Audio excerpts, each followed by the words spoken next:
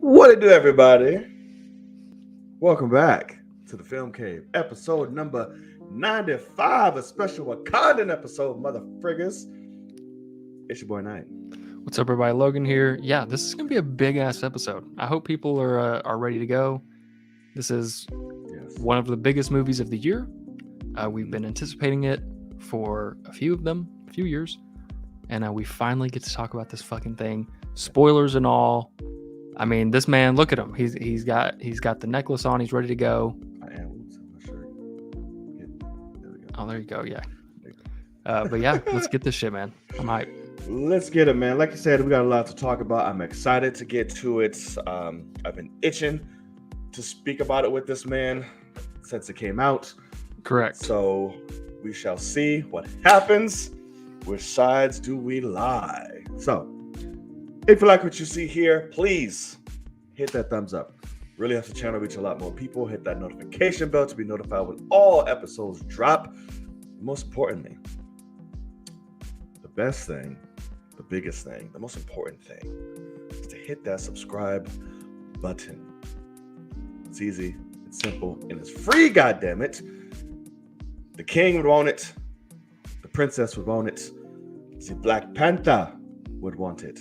So do it. All right. Thank you so much. There it is. Absolutely. Oh my God, these pillows are completely uncomfortable, and they keep sliding in this bitch. Oh, that's tough. Yeah, that's gonna mess your back up because you have to like half flex to like keep where you want to be. Yeah, it's gonna be fun. So crippled rest of the night. Can't wait. All right, good sir. Are you ready to get into it? I'm very ready. I'm excited.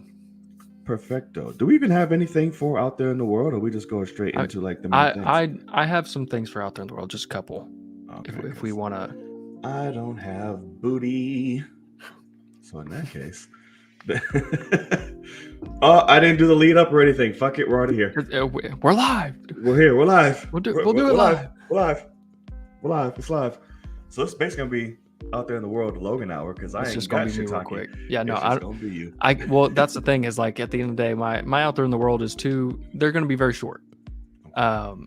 First thing is I'm not finished with it yet, but I've been playing God of War Ragnarok. Yes. I am 29 hours in. God damn. Which a friend of mine, Eric, who gets in the chat here sometimes, he finished while I was streaming last time. And I think he said it took him like barely over 38 hours or something like that. But he also is playing on a harder difficulty than me. I play on the easiest difficulty. I can't do I'm not good at games. Yeah, I'm just trying to get the story. Normal at least? No, I go for the story. Like, and when I tell you I've died, like I can't beat shit. Like I still get fucked up. But legitimately right now, like so God of War, I determined over like this past month when I replayed it twice in 3 weeks that it is my favorite game of all time. Like it's unbelievable. And then this one has done nothing but just like hand the baton over legitimately and just keep going up. The Norse mythology shit in this is fucking insane. Like it's so awesome. The storytelling, it's a long game, but it is fantastic so far. So I'm dying to see how this thing ends. I went and saw a movie last night, and then I'm obviously doing this tonight, so I haven't got to play since Sunday night. And my dumbass streamed till like 1:30 in the morning, had to get up 6:30. Are you fiending? And I'm like dying to finish this shit. So like I'm definitely gonna stream tomorrow night, definitely gonna stream Thursday night. Hopefully I'm done by then. If I can knock 2 big long streams out, that'd be great. But we'll see. If not, Friday night, and I should be finished with it. But so far, absolutely loving it. I will go. Hopefully by next week we can get I'll have like a true review for you guys. But unbelievable so far. So that's God of War Ragnarok. Holy shit, it's fucking incredible. Okay. Other thing is last night I went and saw Glass Onion, which is the Knives Out sequel. I was very excited for it. Lucky enough to get a little press screening. And it was funny because at the theater there was literally like 3 or 4 different press screenings going on for all different movies. So I walked in, they're like, "Which one are you here for?" And I was like, "Glass Onion." And they're like, "Okay, that's this table over here." Like there was Hey, so welcome many. Tony movie. Appreciate it to whoever you did. Oh but wow, thank awesome. you. That he's on yours. He's not on mine. Oh, thank you. Look at that, Tony movie, Chappie D9, Neil Blomkamp fan. Guess you're excited District for Gran 9. Turismo. All right. That's great. Right.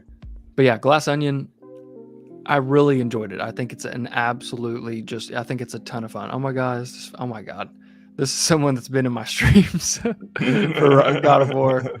I forget that it goes on Twitch too.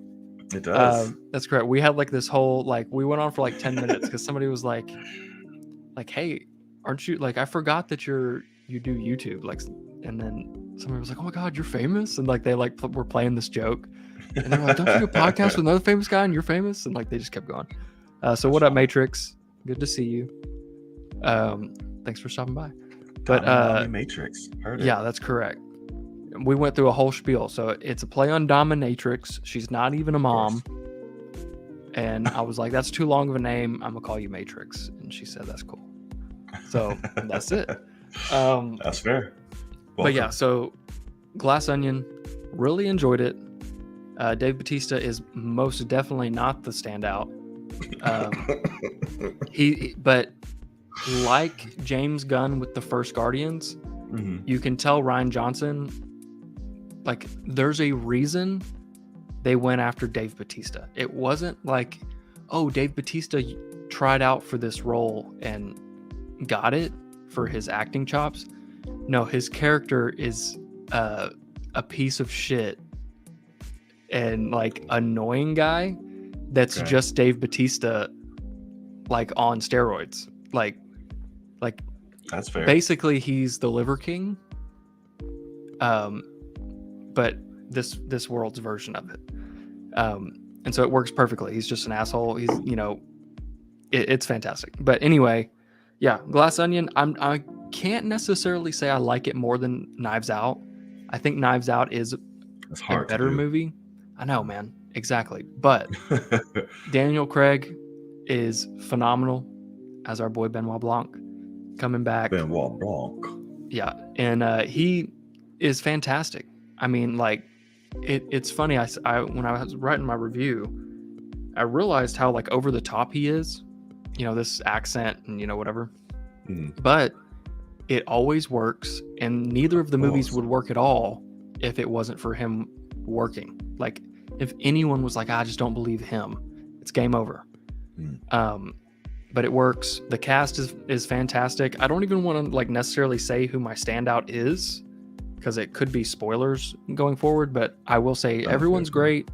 The people on the posters, there's actually there's one girl specifically that almost gets nothing, and it's kind of the point, but I feel a little sad for her because she's all over the poster. She's part of the cast, but she's the one of the 2 girls on the poster that you don't recognize, and she gets 10 lines. And so I feel bad for that, but besides that, it's really fun. Rian Johnson literally wants to prove that he can just give you reveal after reveal after reveal, to where one of my only negatives is there's so many aha moments in this movie that it stops being special. I'm just holy shit, he's just gonna keep pulling shit out of the hat. I can see that being the point, seeing Onion exactly. Yeah. It's he just wanted to display I'm in charge, I'm in control of this audience. Y'all do not see where this is going. And for the most part, he does that. So had a lot of fun. Really excited for people to see it. I hope people go see it in theaters instead of watching it on Netflix. Odds are very low. Yeah, I know, but you'll only get a week, and that week is over Thanksgiving, so it's kind of a tough call. But I mean, I'm gonna see it in theaters because Knives Out is literally my designated Thanksgiving movie. Damn straight. So I watch that every Thanksgiving. So that's awesome. I think that's great. But yeah, I really enjoyed it, and I'm excited for people to see it because He does it again. I mean, Ryan Johnson does it again. I just won't necessarily say it's better than Knives Out. Knives Out is just fucking peak whodunit fantasticness. But this is a worthy sequel to it. So there we go. We'll talk spoilers after you get to see it. Yes, absolutely. I'm very excited to see this movie, and I cannot wait. Yes, I believe the next movie now I want to see is The Menu, and then this. Yeah. I think those two. So we shall see. I'm trying to see. Have you heard anything about the Fabelmans? No. So that's Spielberg, and apparently it's like Best Picture frontrunner right now. And I could go see it on the 21st. Isn't Paul Dano leading that? Yes. I could go see it on the 21st. It comes out the 23rd, but the problem is that it's limited. So like, I think it's already playing at Lincoln Square. Probably. I'll probably pass. But apparently, like, I'm talking like people are saying it's unbelievably great. So yeah, I'm interested in that one. I want to see it, but I don't know if I can drive to Dallas, and I doubt it will play here in my city. So that sucks. Kenya, you're in timeout, sir. You were in timeout. All right, so that's going to do it for Out There in the World. Like I said, I got booty. We can talk about this real quick because Kenya brought it up. I said terrific because I didn't want to say the whole Mr. shit, but Kenya got on me on Twitter. Mr. Terrific has been teased. Is the latest to be teased by James Gunn in the future DC run. We got Lobo, now we got Terrific. So James Gunn is just giving us like, hey, get ready. What he's going to do, because apparently these fuckers have DC planned for the next 8 to 10 years, and they're pretty much almost done, which is really exciting to know. And they said it's not going to be centered around 4 Batmans and none of that shit. It's all going to be tons of fucking DC properties expanding the world, which I love, which I like. And yeah, so I'm interested to see who they're getting to play all these people.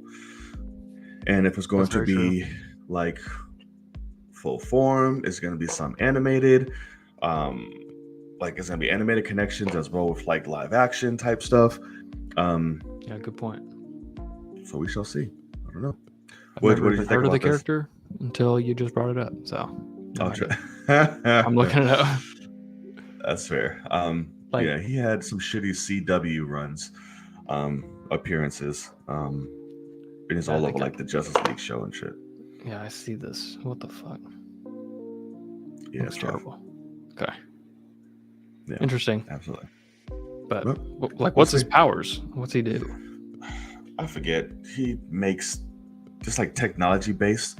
So there's like these black balls that he can like manipulate. Yeah, I'm seeing that. It's like anything, and I think he's strong as shit. I'm not too into the character or familiar with him like that. I only saw him like on Justice League, the TV show. I was like, oh, cool. But I never went to invest in him. I'm sure Kenya can give us a little breakdown in like a second. That'll work. So yeah, Kenya, do your job. Fill it in. Yeah. Inform us about Mr. Terrific. Okay. So that's going to do it for Out There in this little globe. Well, little no more. It's fucking 8 billion strong. So it's not little anymore. But if there's anything you feel like we've missed, please let it be known in the live chat or the comment section below. We will do our best, as we like to keep the conversation going outside of the show. So let us know. Bars. Okay. We're going to start off on a bit of a sad note. I guess both of these are kind of sad and celebratory. But unfortunately, during this past, was it the weekend? Where are we? Yeah, it's Tuesday. The weekend, we lost a legend. We lost the true Dark Knight. Kevin Conroy passed away during a short battle with cancer, which I didn't know he had. But he passed away at 66. And our Batman is gone. And it sucks. Really hit hard when I find out, because you just didn't really expect it. It was just Yeah, you so weren't ready. left field. Yeah, It's like, oh, he's just another, I don't want to play the pun on words, but victim of the death hoax. Like, oh, he's dead. sure. Yeah, I It's can like, see that. yeah, nope, he's really gone. Like, I was expecting like a tweet, like, hey guys, like, I'm good. Like, I'm Yeah, still, no, I don't know like, I'm why they did still this, here. but yeah, Yeah, but I'm still very much alive. I was like, he's gonna text in a while, tweet in a while, and it's all gonna be good. But nope, he really passed. As I'm sure many of you, he was literally my childhood. He was Batman. He is Batman. Every morning, weekends, I'd go to school. I listen to him. He was, like I said, Batman is my number one, despite how, I feel about T'Challa and all that. It's always been Batman since fucking birth. correct. Like, Batman. Your name is John Knight. Yes, it is. Yeah. Yes, Correct. it is. So yeah, man, how are you? How you feeling? How'd you take the news? How was everything? I mean, it was one of those things. I mean, I think I was already awake when it came out. Had like just not for long, but I was up and I just saw, somebody say like Kevin Conroy with like a sad face, like was one of my notifications, and I was like, there's no way. Clicked on it, did a quick search, and it was like 3 minutes ago that it was announced. And that, I mean, it's one of those things that just sucks massively. Yeah. Like, no one's expecting it. I'm not going to necessarily say he's looked great the last few times I've seen him. Like 466, I feel like he has aged pretty hard. Yeah. Because I saw someone now said, we know why. Yeah, somebody said he's been sick for a long time, but then it sounds like maybe he beat cancer once and it came back, or maybe I'm not really sure. But what it really is for him with me is just he's always been like so active in the community of like he embraces the fact that he's the voice of Batman, and he is Batman for so many people. And he's like, yeah, like I go out to the cons, I meet everyone I can. Hearing the stories of how nice he was to like every single person that's ever, gone face to face with him. It just makes it suck more, but at the same time, like it's just like, yeah, that's who I knew him to be. So yeah, it really sucks. I saw like Akasan made a great post because similar to you, I mean, Batman is kind of that's his world, and then everything else, even though he loves it, is secondary. And yeah, I mean, it's really, really crazy that freaking Kevin Conroy is gone. Like, we'll never get a little cameo from that voice for anything again, and that's crazy to me. Yeah, for sure. It's very wild, and not to mention we lost a icon in the gay community as well. Yeah. Because did not know he was gay until like earlier on. I found out very recently. I was like, oh wow, he did not know that. Yeah. Until he did something for DC Comics regarding Batman. Yeah, that coming out video. Yeah. So I was like, oh, okay, wow, okay. Because I know, and this could also just be, and this is not taken for fact or any type of anything, but I've seen speculations and stuff online and this and that. I never knew if anything was true that he was also diagnosed with HIV, and I didn't know if he was like, if that was a true thing or not. I haven't seen that, but I've seen that a few times, so I'm like, I don't know, because obviously he wasn't just jumping out saying, hey guys, I have, it's a very private matter. Right. But I'd want to say, given his age and the time coming up during the crisis and being a gay man, it's not at that time, like in the 90s and all that, it's not so far-fetched if true. So that's why I was like, I wasn't like, oh, okay, I don't know. So if so, he was an advocate for a lot of things is what I'm saying. For the most positive ways. But we definitely lost a great one for sure, and it's going to suck. Any other person voicing Batman, good luck. Right. I mean, he's always the go-to if you're doing anything that's not that's not live action. Yeah. You go to him. Yeah. And it really, really sucks, man. Like, because even though like I did not watch the actual show, but like I watched clips and I heard people talk about it, but like Insane. It has always hurt my soul that when they let Kevin Conroy be a live action Batman, he's fucking evil. And I think that that's the worst decision ever. And I think he deserved better. Like, he deserved to get to be who he is. Yeah. And I'm sure he was very open and thought it was a cool idea. Like, oh, everyone will expect me to be the great one, you know, whatever. Yeah. And so like, that's why I did it. But like, at the end of the day, it just wasn't done well. And, you know, CW bullshit over there. So yeah. He deserved better. And I'm sad that like, that's what he got. So I don't know. Crazy. But the Arkham games, obviously all the, you know, animated series, the movies, like everything that we've heard, we've got plenty of him forever, which is nice. Of course. But it's still immortalized for sure. Like, did you see the clip when during 9/11 when he was volunteering or whatever? The voice. And yeah, and somebody was like, "You're fucking Batman." And he's like, "Yeah." And they're like, "Hey, everybody, Batman's making your food." And they're like, "Shut the fuck up. Like, prove it." And he says the lines, and they're like, "Holy fuck." Like, that's crazy. And I love that he like just tells the story straight up, you know, like he's about it. He does the voice, he does everything. Like, I had never seen that clip before, but that's the worst part. Amazing.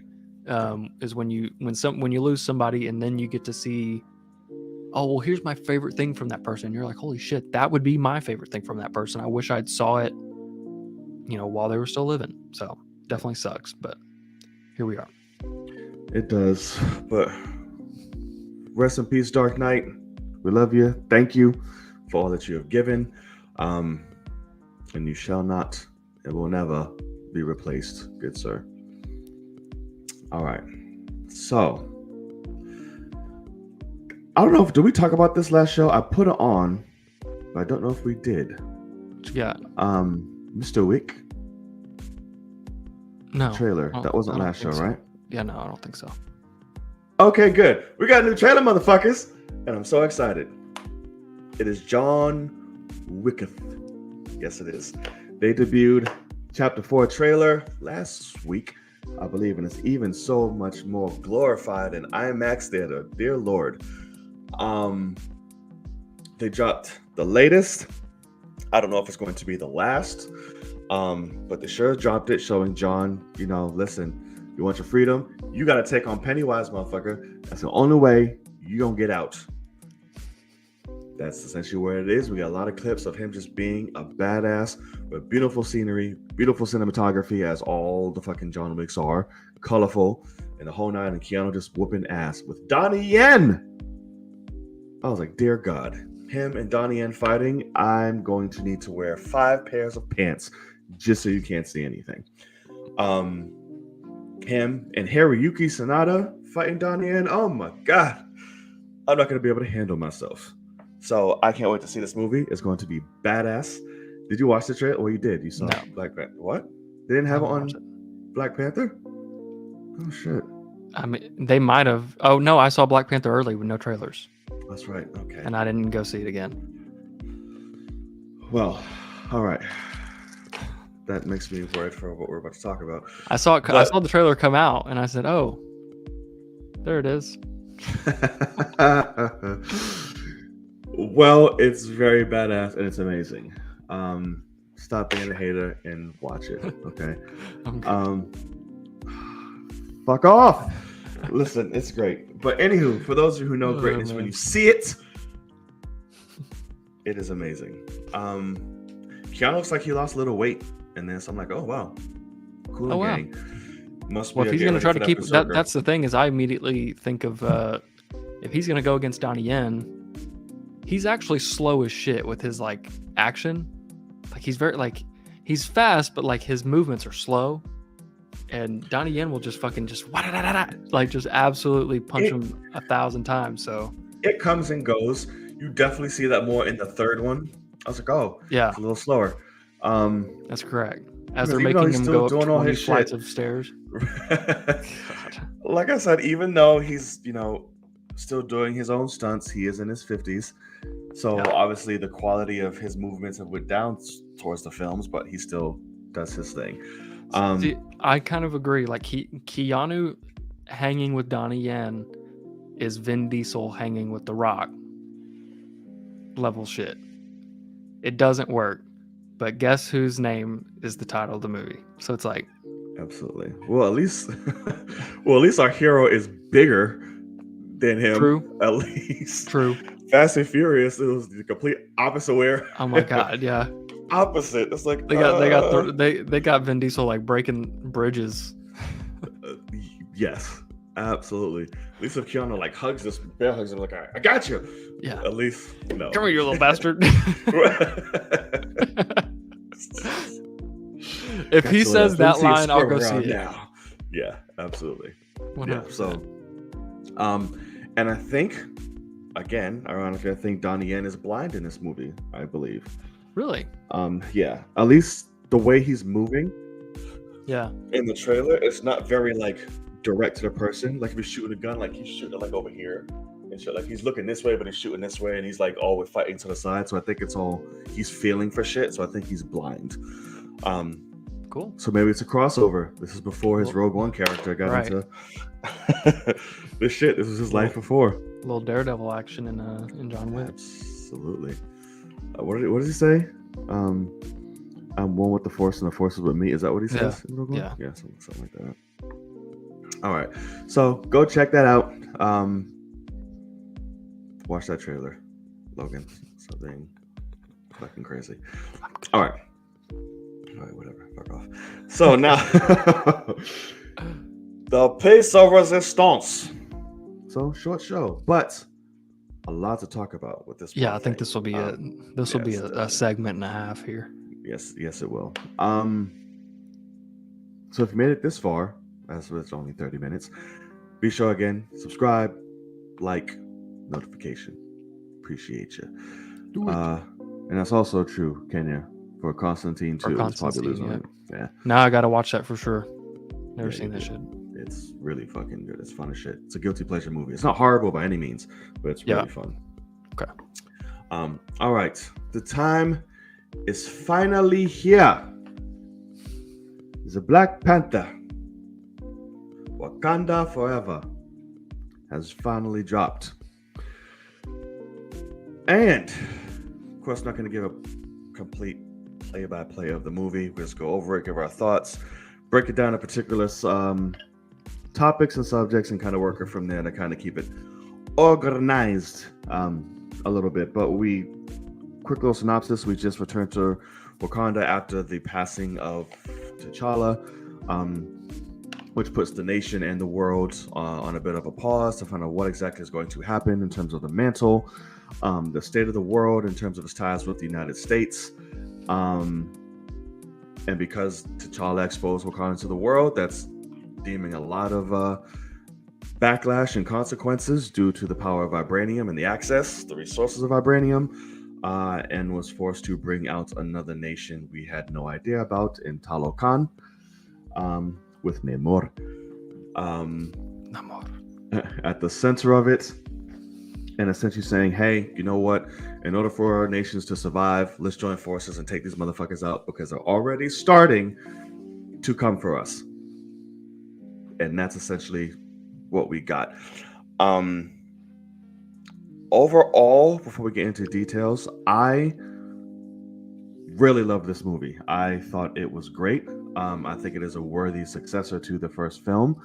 Obviously, I would still pick the first film, but this was definitely great. A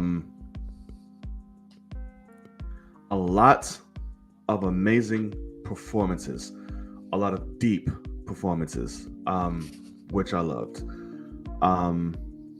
a lot of people going in. Nemo and Baku, definitely.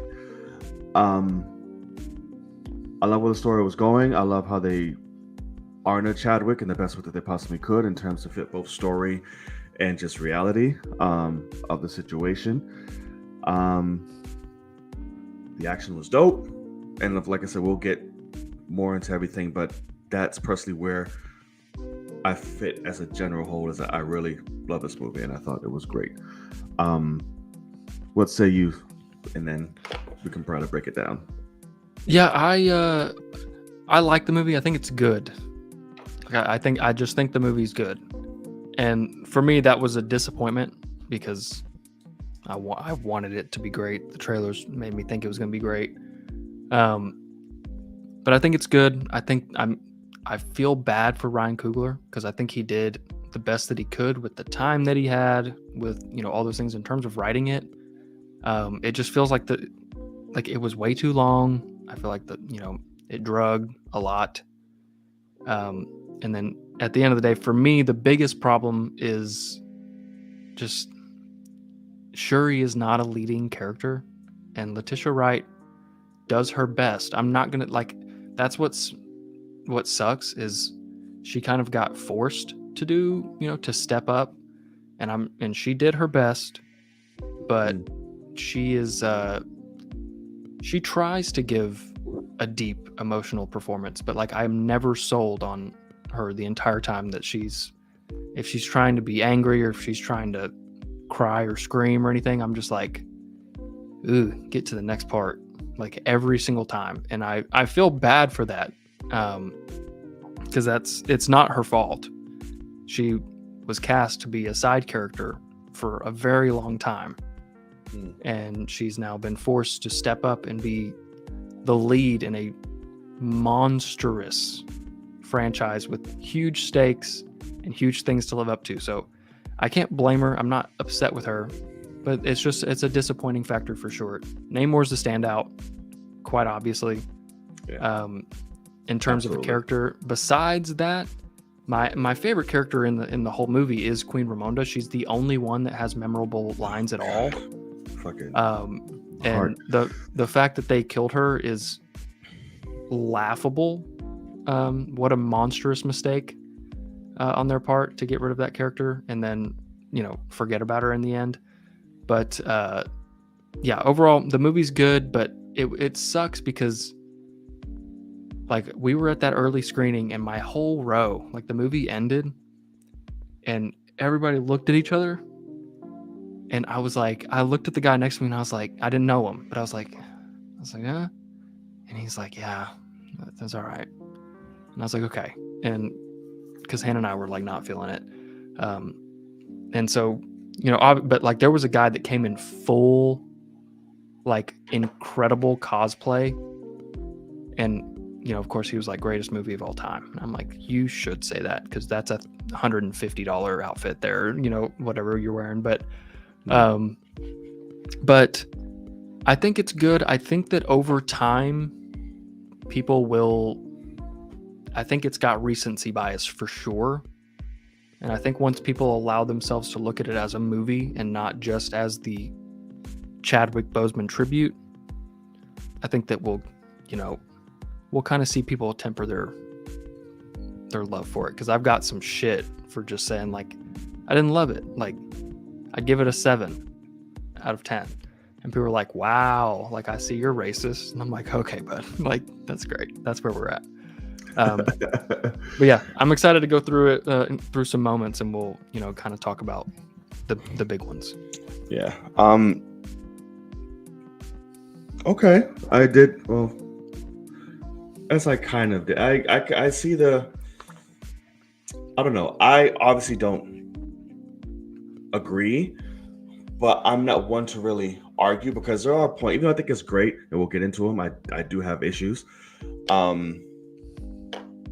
With the film, I think Ryan did a great job pulling in, and even though some of the decisions that were made I'm not a fan of, I see it service to the story, and I'm like, it serves to the story, and I get it. But where can I start with this? So we'll break down. Well, like I said, standout Namor. We'll start with him. Yeah, for sure. This motherfucker was great. Again, I take back what your name is, Tuck. Whoever plays him, I forget his name. Tanakh or something like that. Yeah, I apologize from the beginning to making fun of your ass. In the beginning, even though I had every right to, because you looked the part. He was scrawny and like had like long hair in that picture, and we're like, and what all the fuck weird. is this? He's all like, "Oh, Namor." Yeah. I'm like, okay.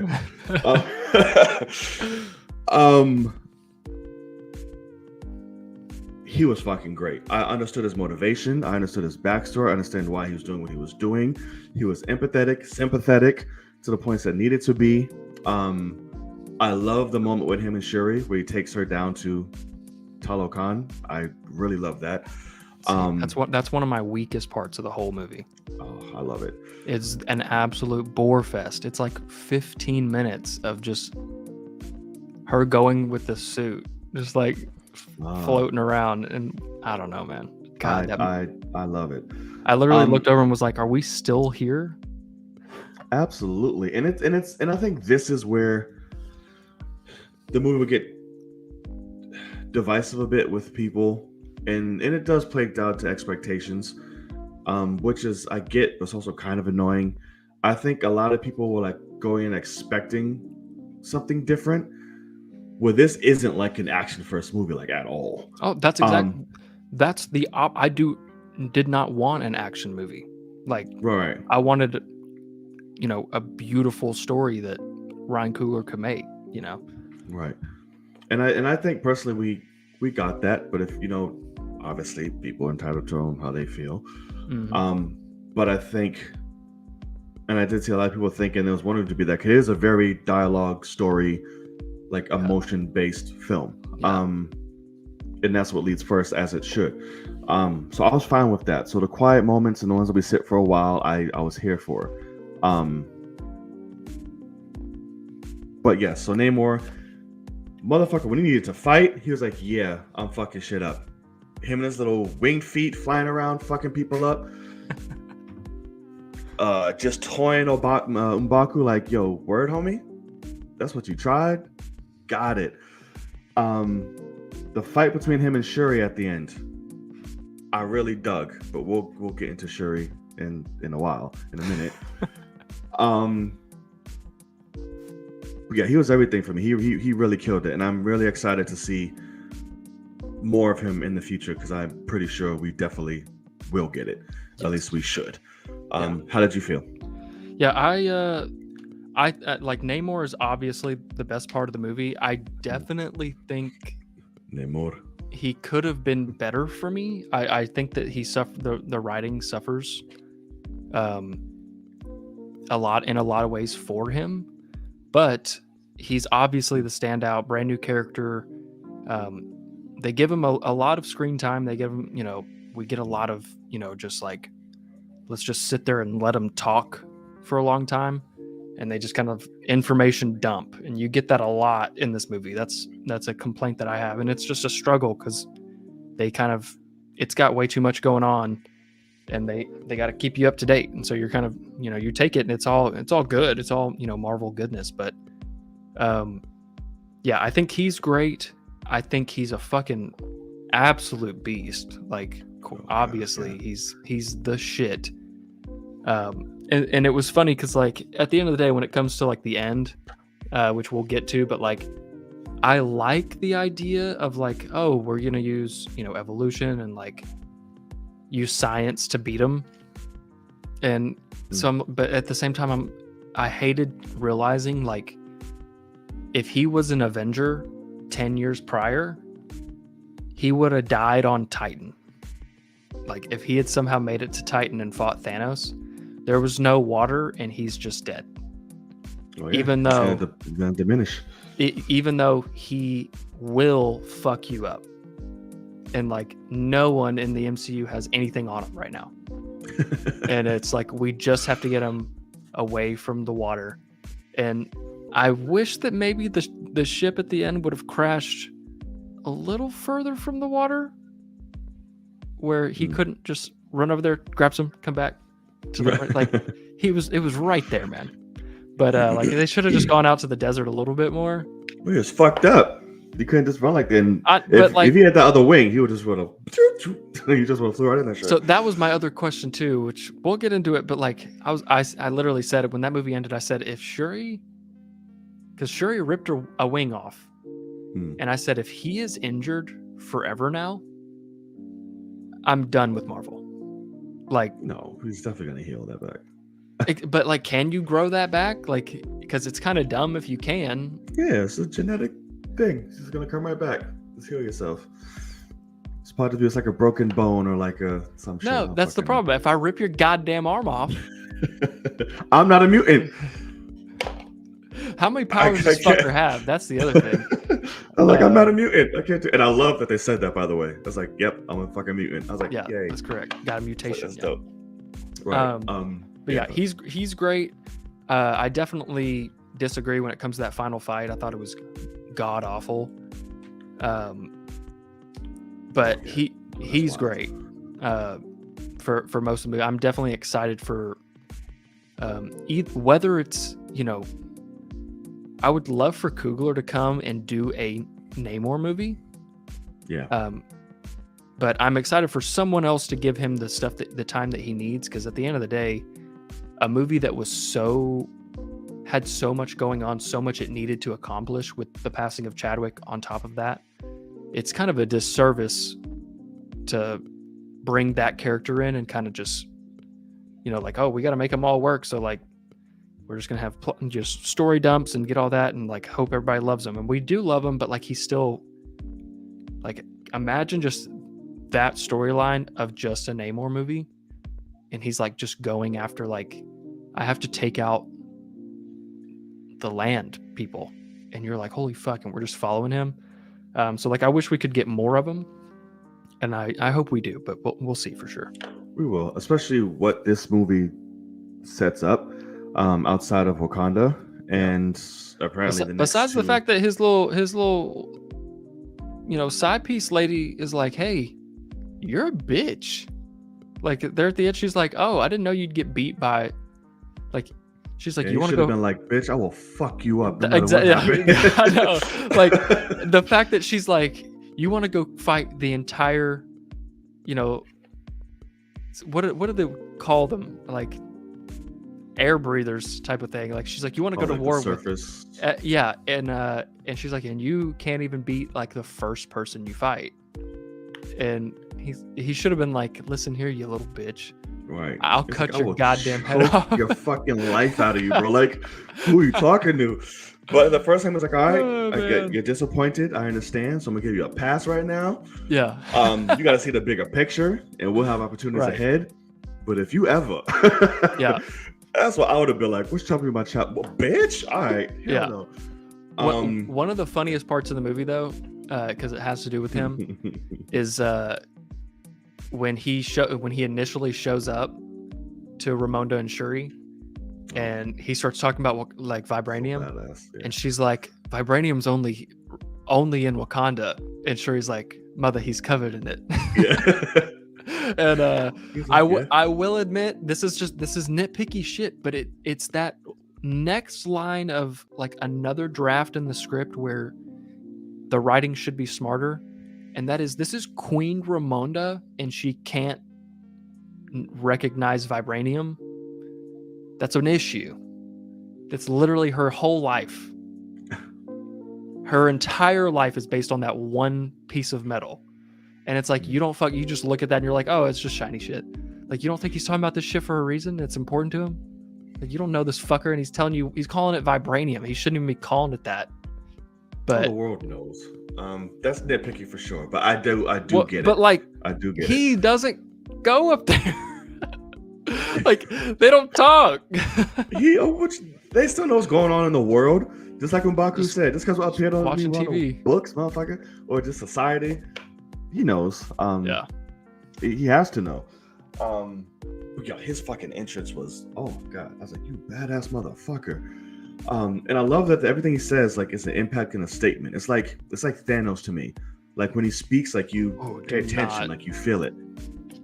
No, absolutely. When they speak that gravitas and command of See, presence, absolutely. I will disagree with that. Like, because at the end, like Hell no. I think the actor did great, but just the mere fact that he has a very, like, he has a voice like mine, like it's a higher tone, where he's like, Talo Khan will destroy this whole planet. Oh, I love that. And That's the calmness of it. And that's the thing. But then you have Thanos that's like, none of you stand a chance. And he's like super deep. And he's like, child.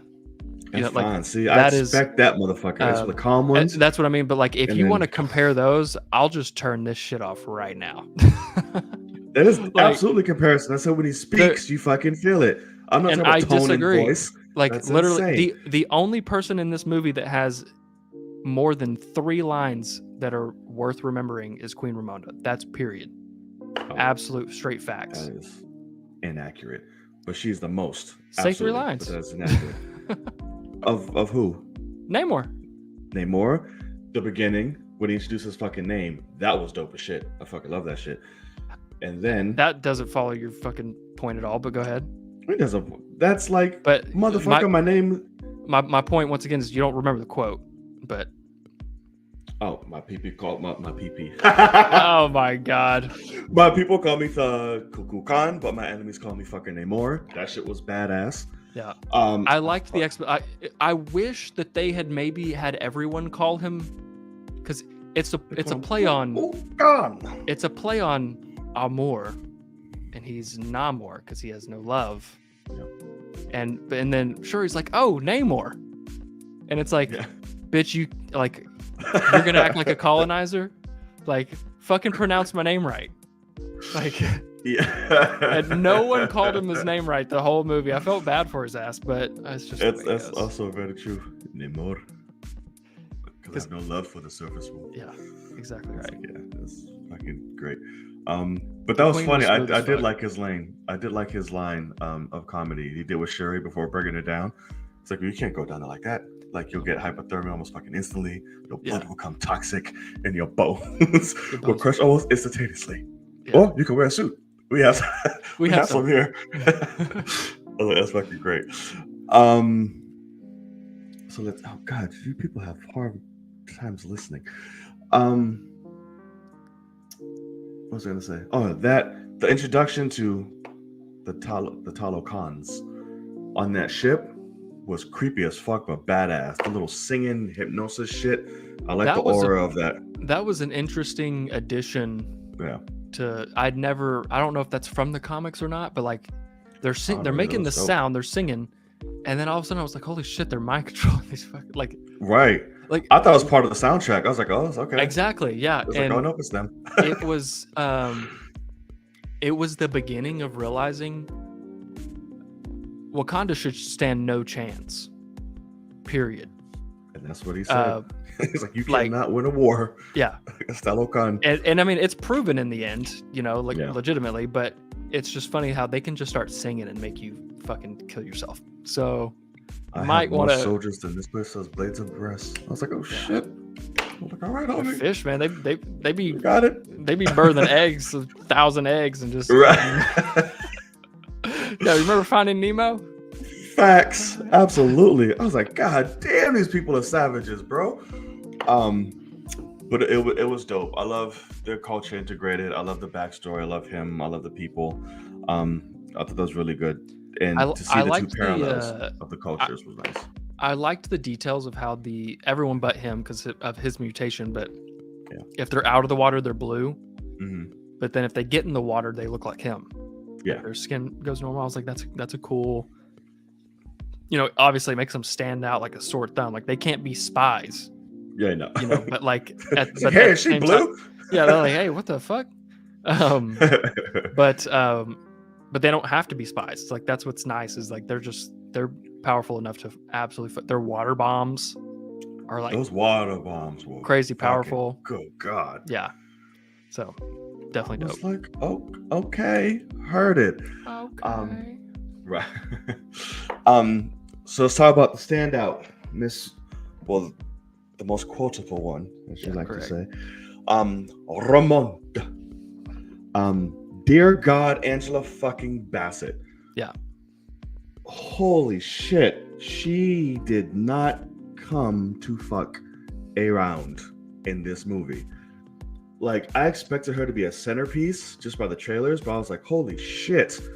Did not expect all of that. Her regalness, her love, she did something I did not expect her to fucking bring up. When she had Okoye in that goddamn throne room, and she was like, bitch, I was behind you when your ass and everybody else ran to fucking Killmonger as I was begging the Jabari for help, bitch. Yeah. And now I am done. I was like, oh. I was like, oh my God. And yes, Angela Bassett is swole as shit. She's fucking fine ass in all angles. I was like, good God. Yeah, that throne room, that theater was silent. Yeah. The minute she started speaking, where is her treacherous husband now? But with somewhere she can go, but mine is with the ancestors. I was like, oh my God, I am queen. I was like, you better fucking. She's like, have I not given everything? Have I not given everything? I was like, ah. Yeah. It's like, yeah, you fucking have. Yes. Yeah. Yes, you have. And I love you, dear God. And in the beginning, just everything. She was like, listen, y'all up here coming for me. We're just worried about y'all. Yeah. Thank you. With the French soldiers and all that shit, like, she just had that power. Like, she was exactly what I wanted her to be in this movie. Like, there were people that were saying, like, in my comments, they were like, oh, she's in the suit at the end of the trailer. And I'm like, look. I'm like, just because she was a warrior in the What If episode, and it was fucking great, where they had Queen Ramonda, whatever, it was great.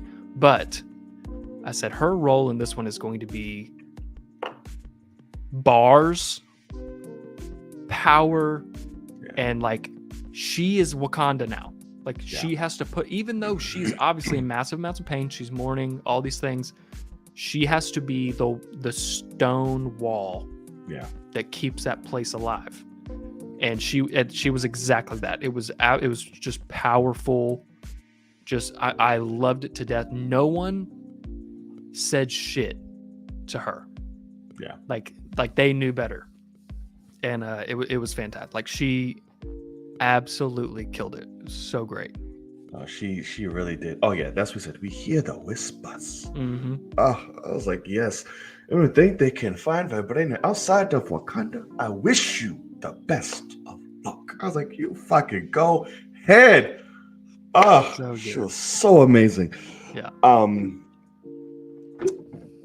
But yes, and then when she was like, in terms of the invaders or whatever the fuck that tried to get one of their research stations, and she stood up, and all of them came out, and that music stopped. I was like, oh. Yeah. I was like, chills. My body. Yeah. So, what are my negatives?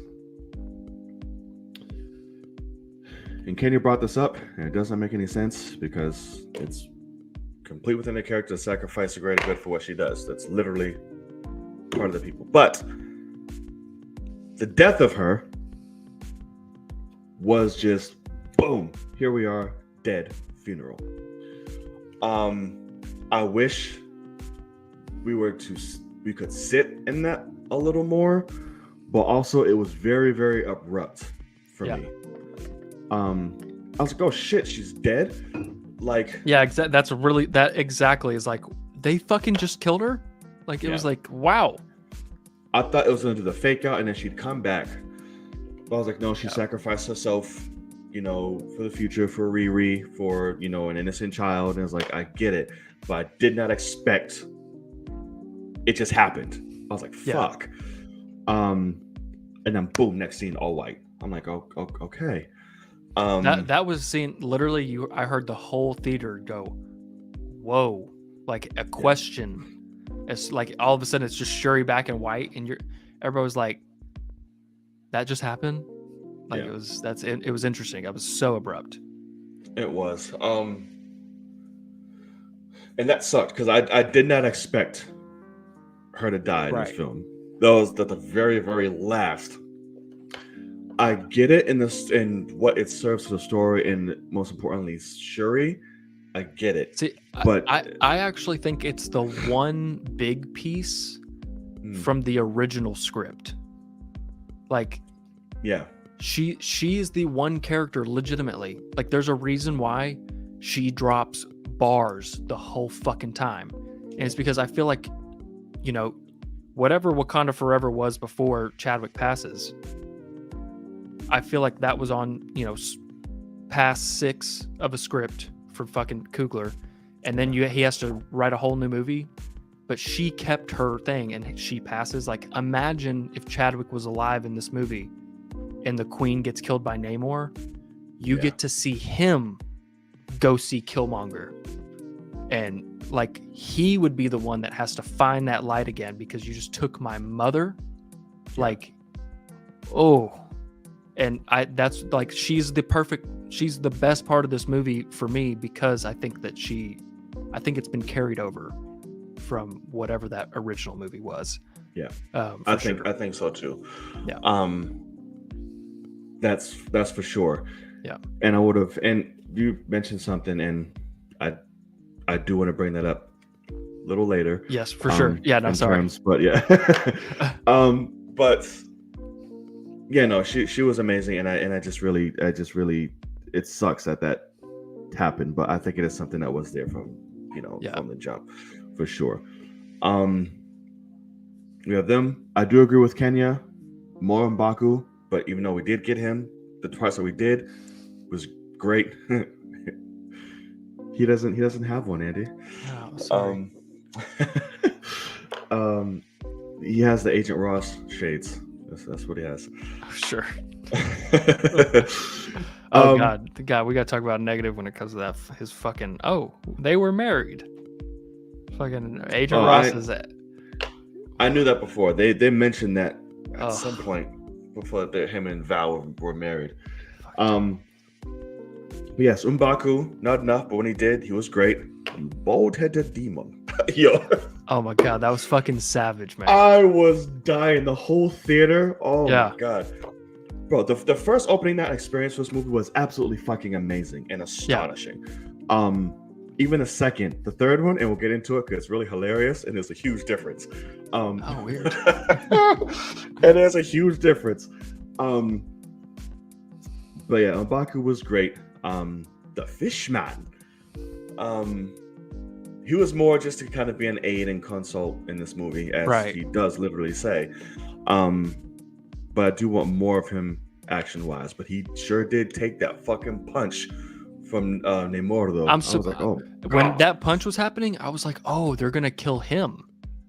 And like, I was like, he kind of could be a throwaway, and then have all the Jabari have to come into Wakanda. I was like, I could see that. Oh no, M'Baku's strong as fuck. Well, not compared to Namor's ass. Oh yeah, no. Namor could punch straight through him if you wanted to. Yeah, but no, enough to take that kind of punch.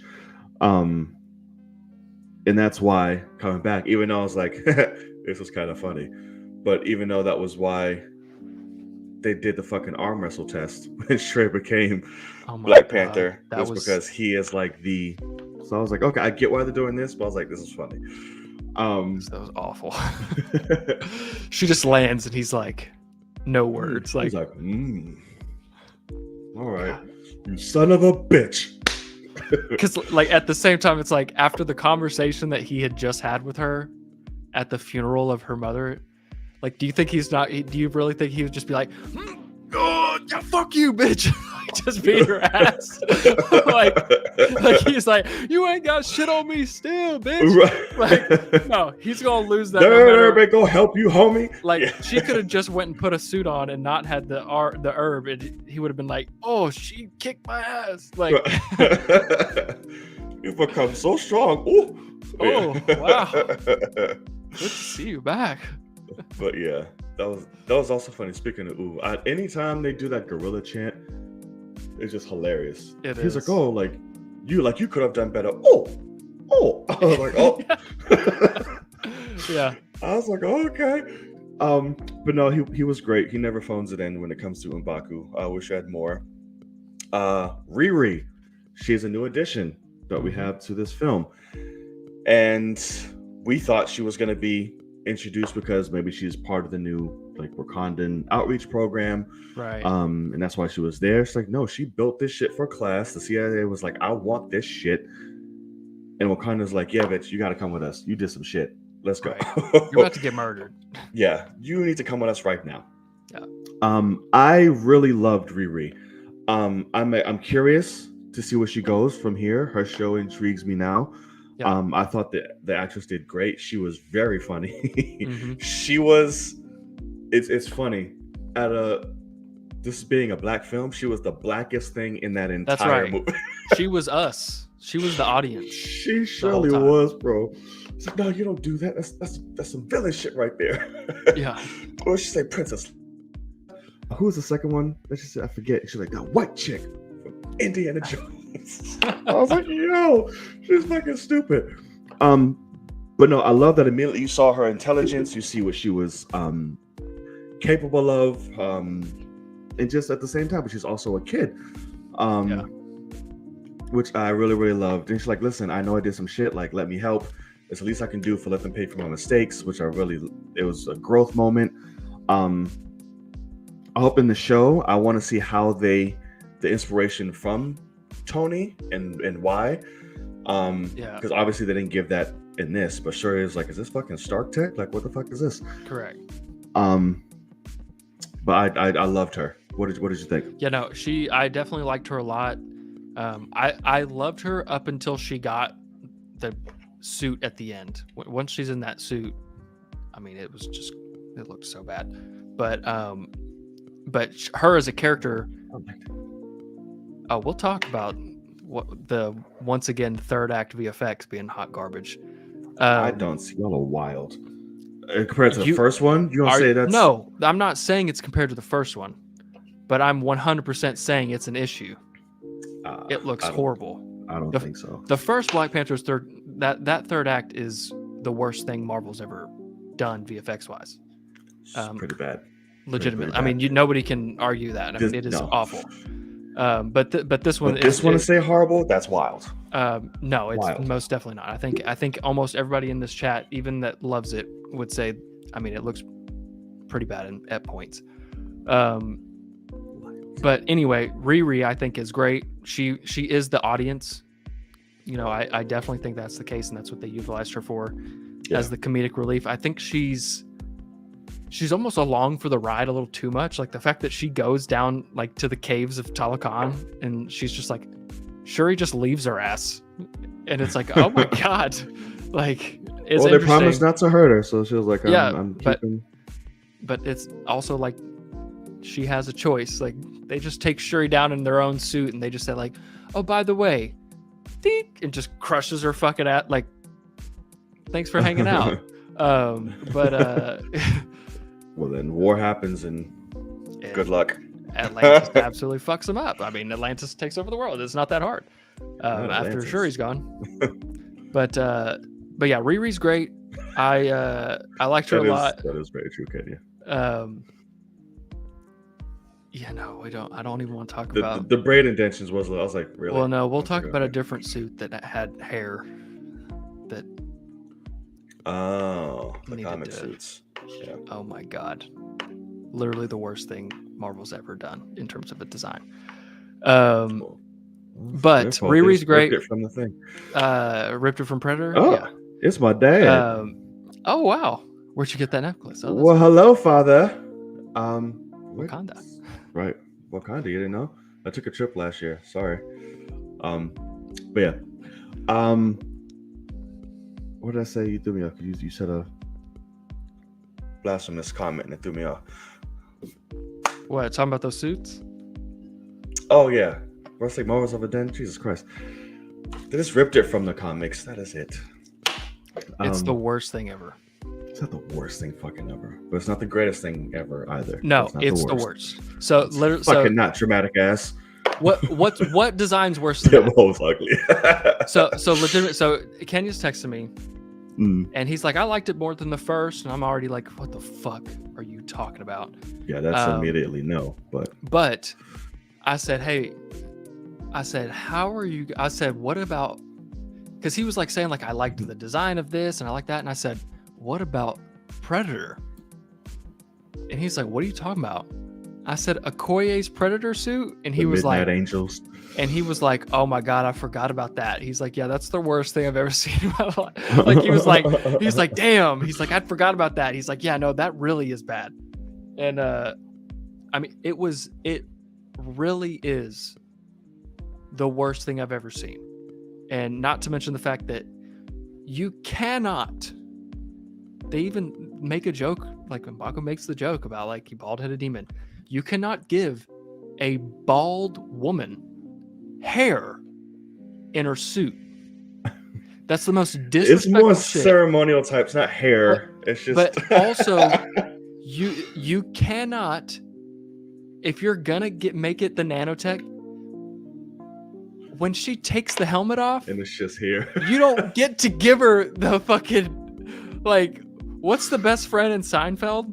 Like where his hair just like it's like what the fuck is this shit that she's now? Not only did you give a bald woman dreads and a suit, but now that's all she's got. Like you gave her a booty. I will say of dreads. That shit, that part, I was laughably like, bad. ooh. I mean, it just comes like, and it's just this here. I'm like, malfunction. Yeah, It stopped halfway. Like she should be complaining about this. Like all of it should have just came off. Like that was just too much. Exactly. Like that was too much.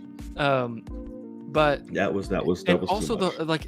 What I think is so funny is the whole movie. Okoye is like, that's the ugliest suit I've ever seen. I'm never doing that. We're not doing it. It's terrible. We're never doing it. Yeah. And then she's like, hey, we need you to get in this, and she's like, I'll do it. But I hate it. Full and then yeah. And then but like it's the worst thing ever. Like they even talk about it in the movie. Like it's actually the ugliest design ever made. Like it's got eye holes that are like normal. Like you're like it's not the best. It's not great. It is not. But I get they were trying to do, the comic accurate. I get it. I would have tried to switch it up a little bit and still called it, the Midnight Angels, whatever. But I think for those who aren't knowledgeable of the comics would have been like, what the fuck is that? I mean, they still are. Yeah, no, they still are. But this is a higher chance of knowing, oh shit, those are the Midnight Angels, yada, yada, yada, which are a big part of the comics. But I get it. But no, it wasn't great. At the end of the day, because also adding, which I'm not going to say she did a bad job or anything, but the new Dora that we got that kind of got a lot of screen time. The one that started with the blades at the beginning. Yeah, Nico. She was good, but like if I cut her out of that, lesbian love, or like just gave her a suit like that, but like Okoye should have been a fucking like semi-panther. Like even if you weren't gonna give her the herb, give her the suit, because like that was the thing too. Is so when Ramonda took her rank away.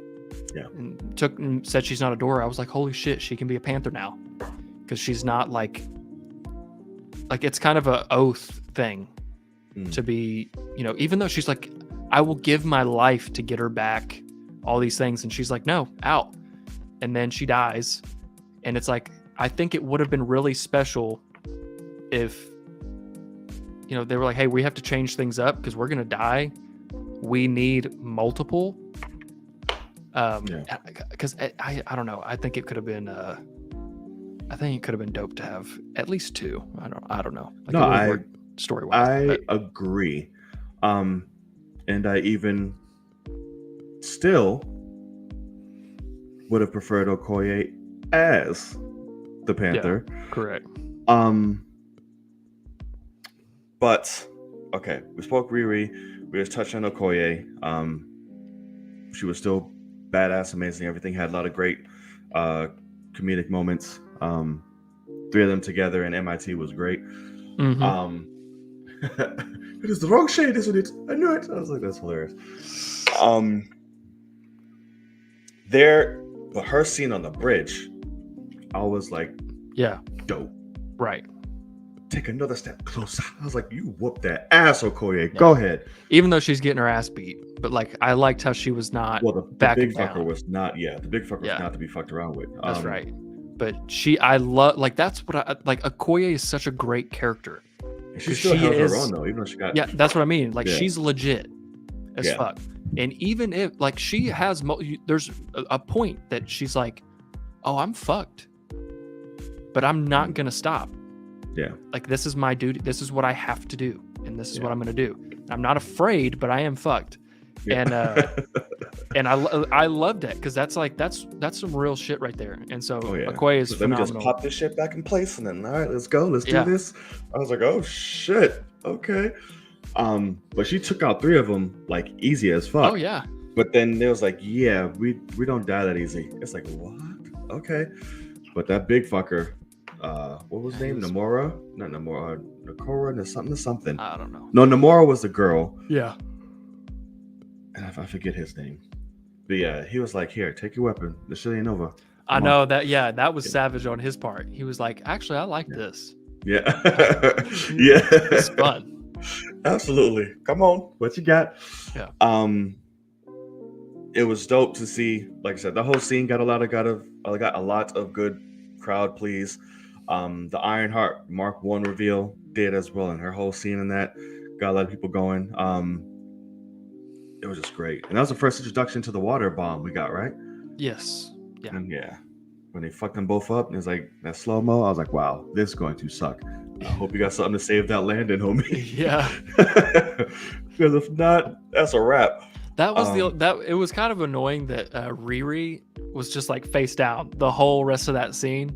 Oh yeah, because she fucking got. And she got ate up. I mean, Yeah. she got fucked. But like at the same time, like I was like, golly, like she should be like crying and like something. But like she's just like knocked the fuck she's out. just a body.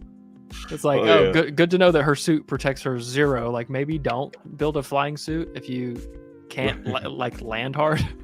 True. Like I said, I don't think she was able to. She was still working on this shit. She was like, this is Yeah. still bare. So it's like, well, now you know, bitch, protect your face. Yeah. Because that shit went plant. Okay, now your boy, Mr. Agent Ross. Ugh. He was fine, actually. He was fine. There was no problem with him at all. Yeah. I liked him. I still like that he's still involved. He was still their way into, And I like how world he's and a helping them fucking out. real one. Like he's a diehard. Like he's like, sure, he saved my life. I'm gonna do whatever she needs, even if I get thrown in jail. Doesn't matter. Like I dug that. But continue. Yeah. Sorry. And now it explains why he's on the run in Secret Invasion, which I'm like, all right, cool, got it. Nice tie in there. And of course, through him, we see that which I did not expect this motherfucker to be in there. Val, she was in this. But it makes sense because given what they're saying, Thunderbolts and Captain America, which is going to be in both, are going to be centered around. And now that we know that Ross is the president, it makes sense to know that, hey, president wants to take action against Wakanda. And now Val being the right hand there and wanting the same fucking thing. And I think there's going to be center focus is the Vibranium War for those two films. So it's going to be very interesting to see. And then we're going to see a Harrison Ford Red Hulk trying to fight Wakandans and Talokans. But we'll see. Nervous about that. Right. Right. That's very true. Kenya. Because you know how we do against water, bro? We're not the best in water. That's not fair. I did hate that, like, y'all had to drown Queen Ramonda. Like, I'm telling you. Like I said, Kenya brought that shit up from day one, bro.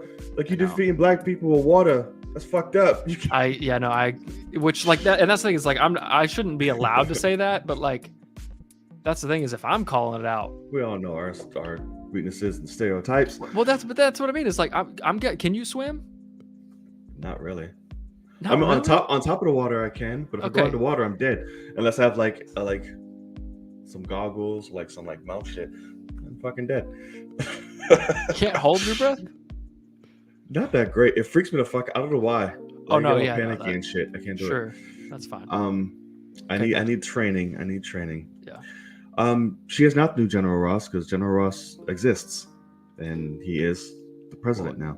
Well, no, but he's just saying like she's the new high up, like she's gonna come in and No, disrupt. she's a fucking Bizarro Fury. That's what she is. More than anything. That's true. Like, Yeah, you could say that. She's Bizarro Fury, not Ross. Well, she is. She's putting the Thunderbolts together. I mean, there's a reason why he's saying that. Yeah, I guess that's also true. I mean, she's definitely filling in for Ross while Ross has moved his way up. That's stupid though. So yeah, I put up with her and she was fine in fucking the Winter Soldier. I'm like, okay, cool, whatever. And then we got her in the end of Black Widow. I'm like, oh, okay. And then this, I'm just like, yeah, you're gonna ignore me, aren't you? Okay. Yeah, she's annoyed me from the fucking jump. Like, which I think that's the point. I 100% think that's the point. But oh my God, are they going all in on this woman or what? They are. I mean, that's the struggle of when you have when you film 5 projects before the first one comes out, and it's like, oh shit, it's too late to change anything. Now.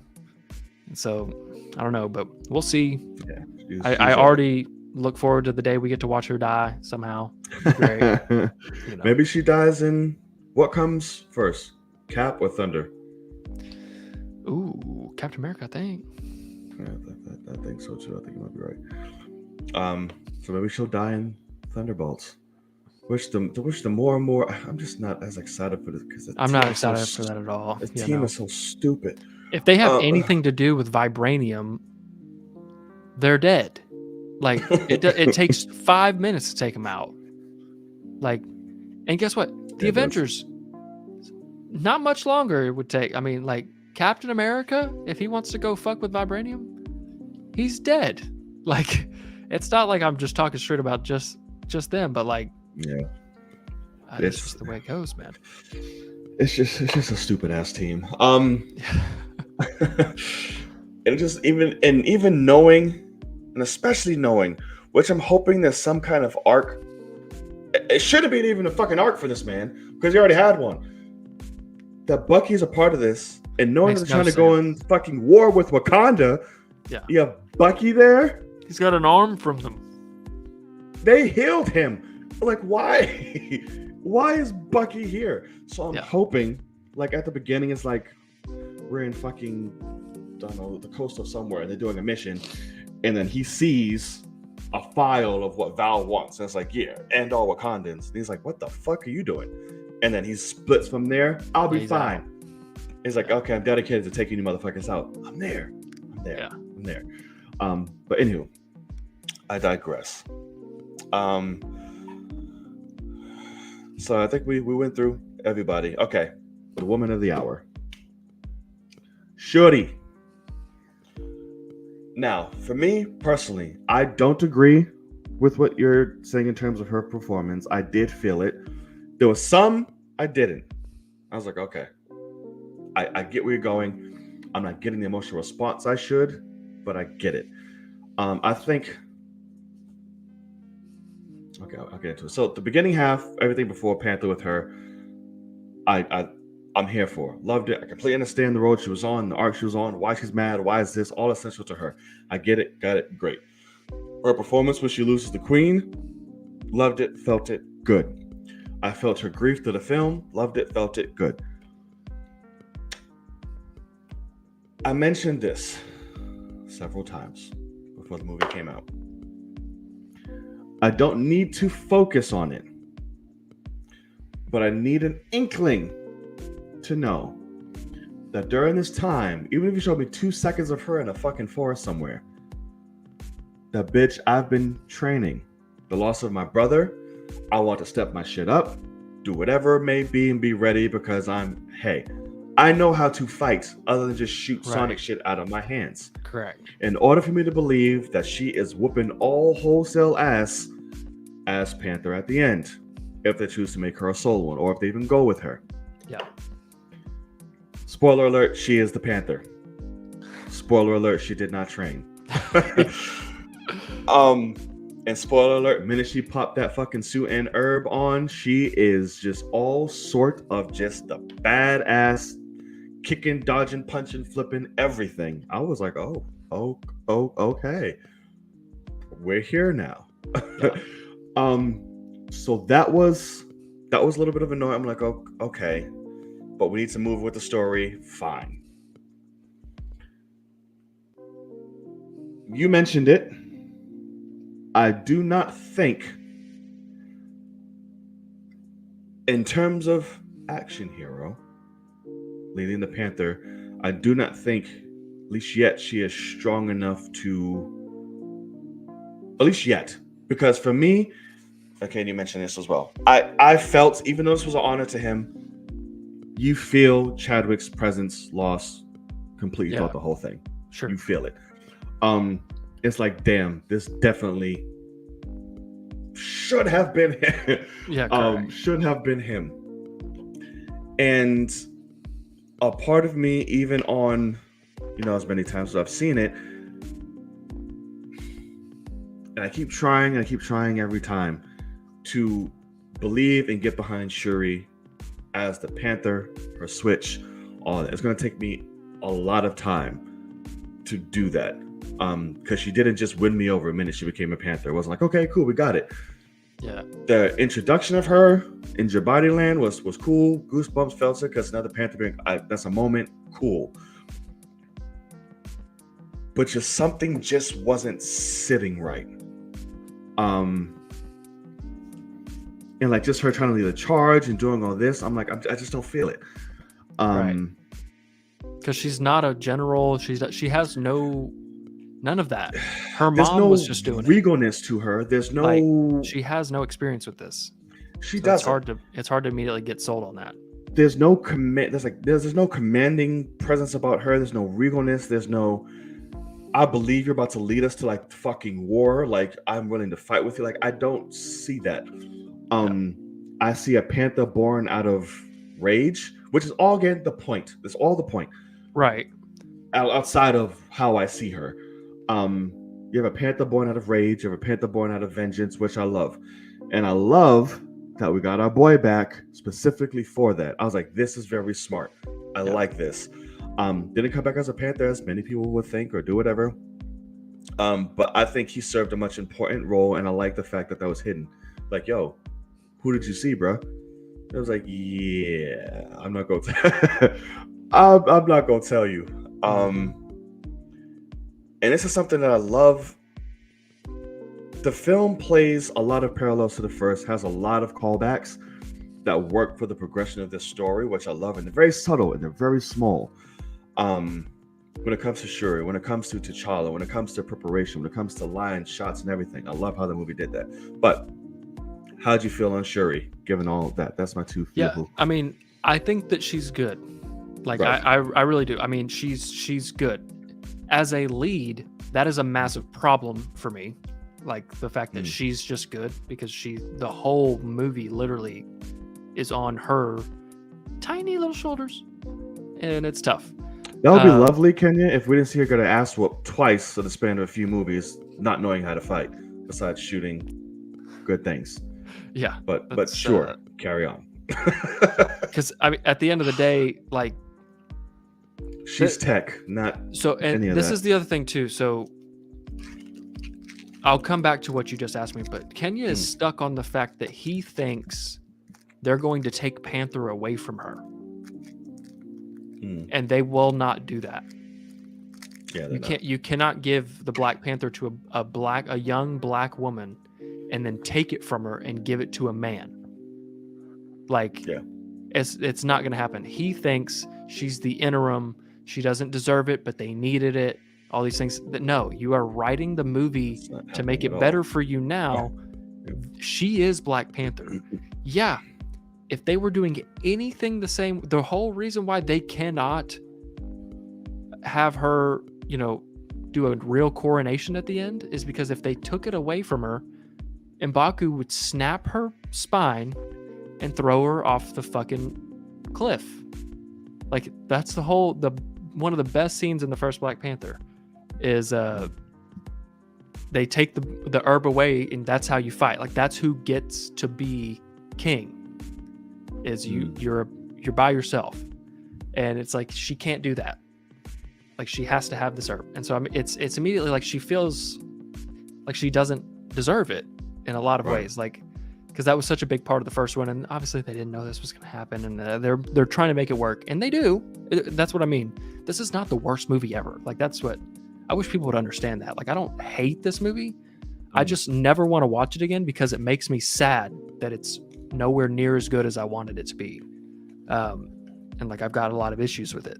But anyway, when it comes to her, I think she's good. I like, even at the beginning, I was like, oh, this is interesting. When Ramonda asks her the questions and they're around that campfire and she's like, no, I want to watch the world burn. And I was like, oh, okay, that's interesting. Because even the way that she delivered that line, she sounds like a kid having a temper tantrum. And it's like, look, I know I took your phone away, but like it just didn't work for me. I was like, oh, if they try to make her angry, I hope they do this a little bit better. And it just never hit for me that she was like a rage-filled, like we never got to see her. She was just, she immediately was just like, I'm gonna kill him. I'm gonna kill him. And it's like, hey, I understand you've never been in a fight before. Like she looks like the kid down the street that hadn't got beat up yet. And it's like, everybody's got to get beat up one time. Then you'll learn that you don't talk shit.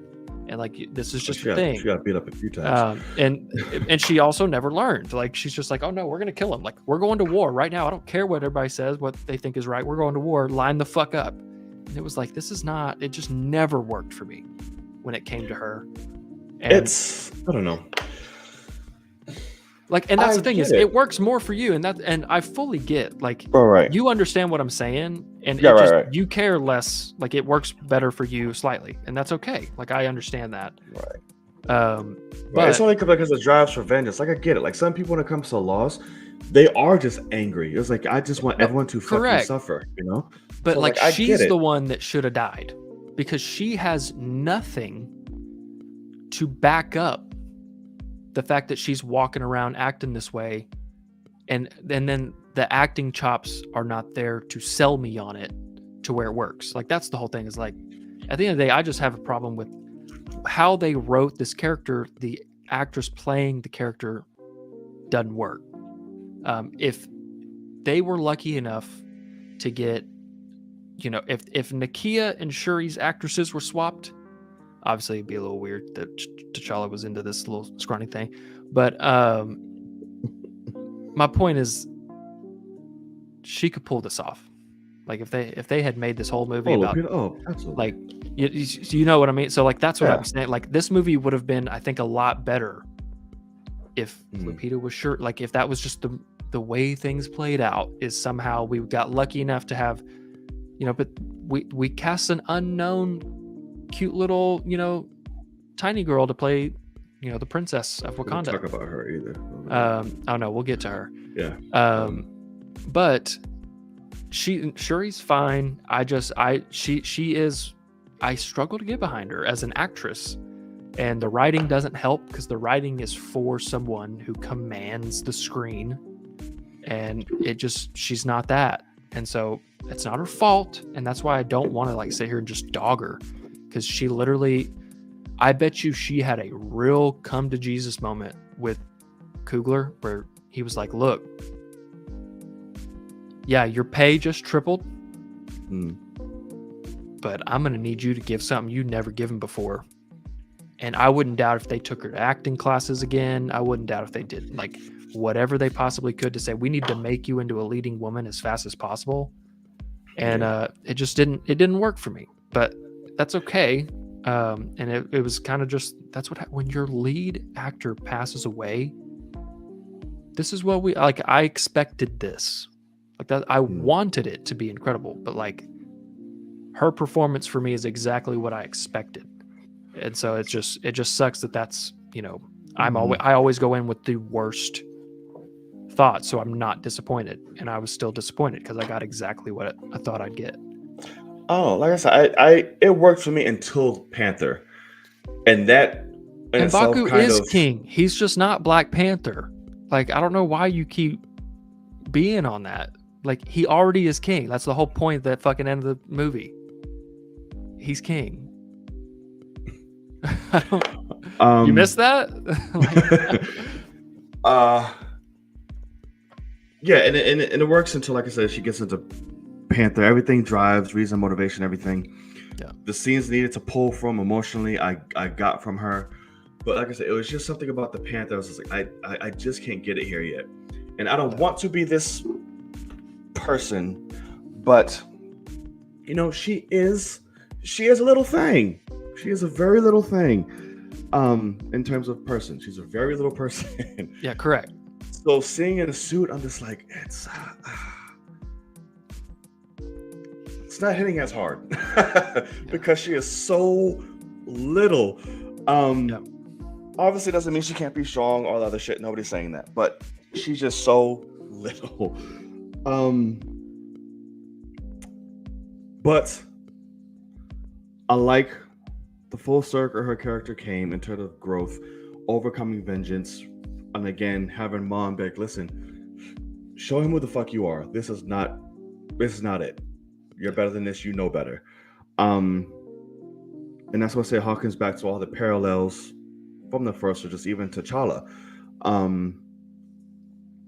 I just loved, and we'll harken back to that when we talk about end credits and all that good stuff. I do want to talk Man. about Killmonger real quick because that was That a scene I fire, bro. hope for. We got exactly what I expected to happen, and I was hoping to God that they did it, and they did it. And I really liked the execution of him. Like that, it still goes back to like Shuri in that scene. I just struggle with it because she's like, no, I didn't, and he's like, yeah, you wanted me. He's like, Yeah. He's like, you Like, get who you chose want, me, bro. yeah, and he's like, and you know why, and like all those things, and I mean, it's that thing Why'd you about, take that herb? yeah, it's the thing about Letitia Wright is left behind in the acting chops in this whole movie. Every scene that she's in, she's being outperformed. Like, they should have said, hey, Michael, can you just maybe back it down a little bit? And he's like, no, I'm about to serve and give people, like, he's like, I'm about to absolutely murder this. And he does. And first of all, He does. he looks fucking Amazing. Incredible. Like, amazing. That whole fit.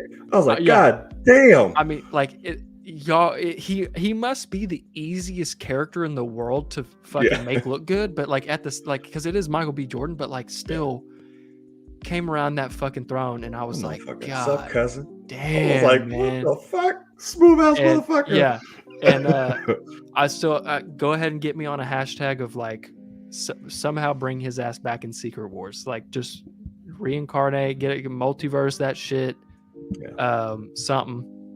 But He was Michael so B.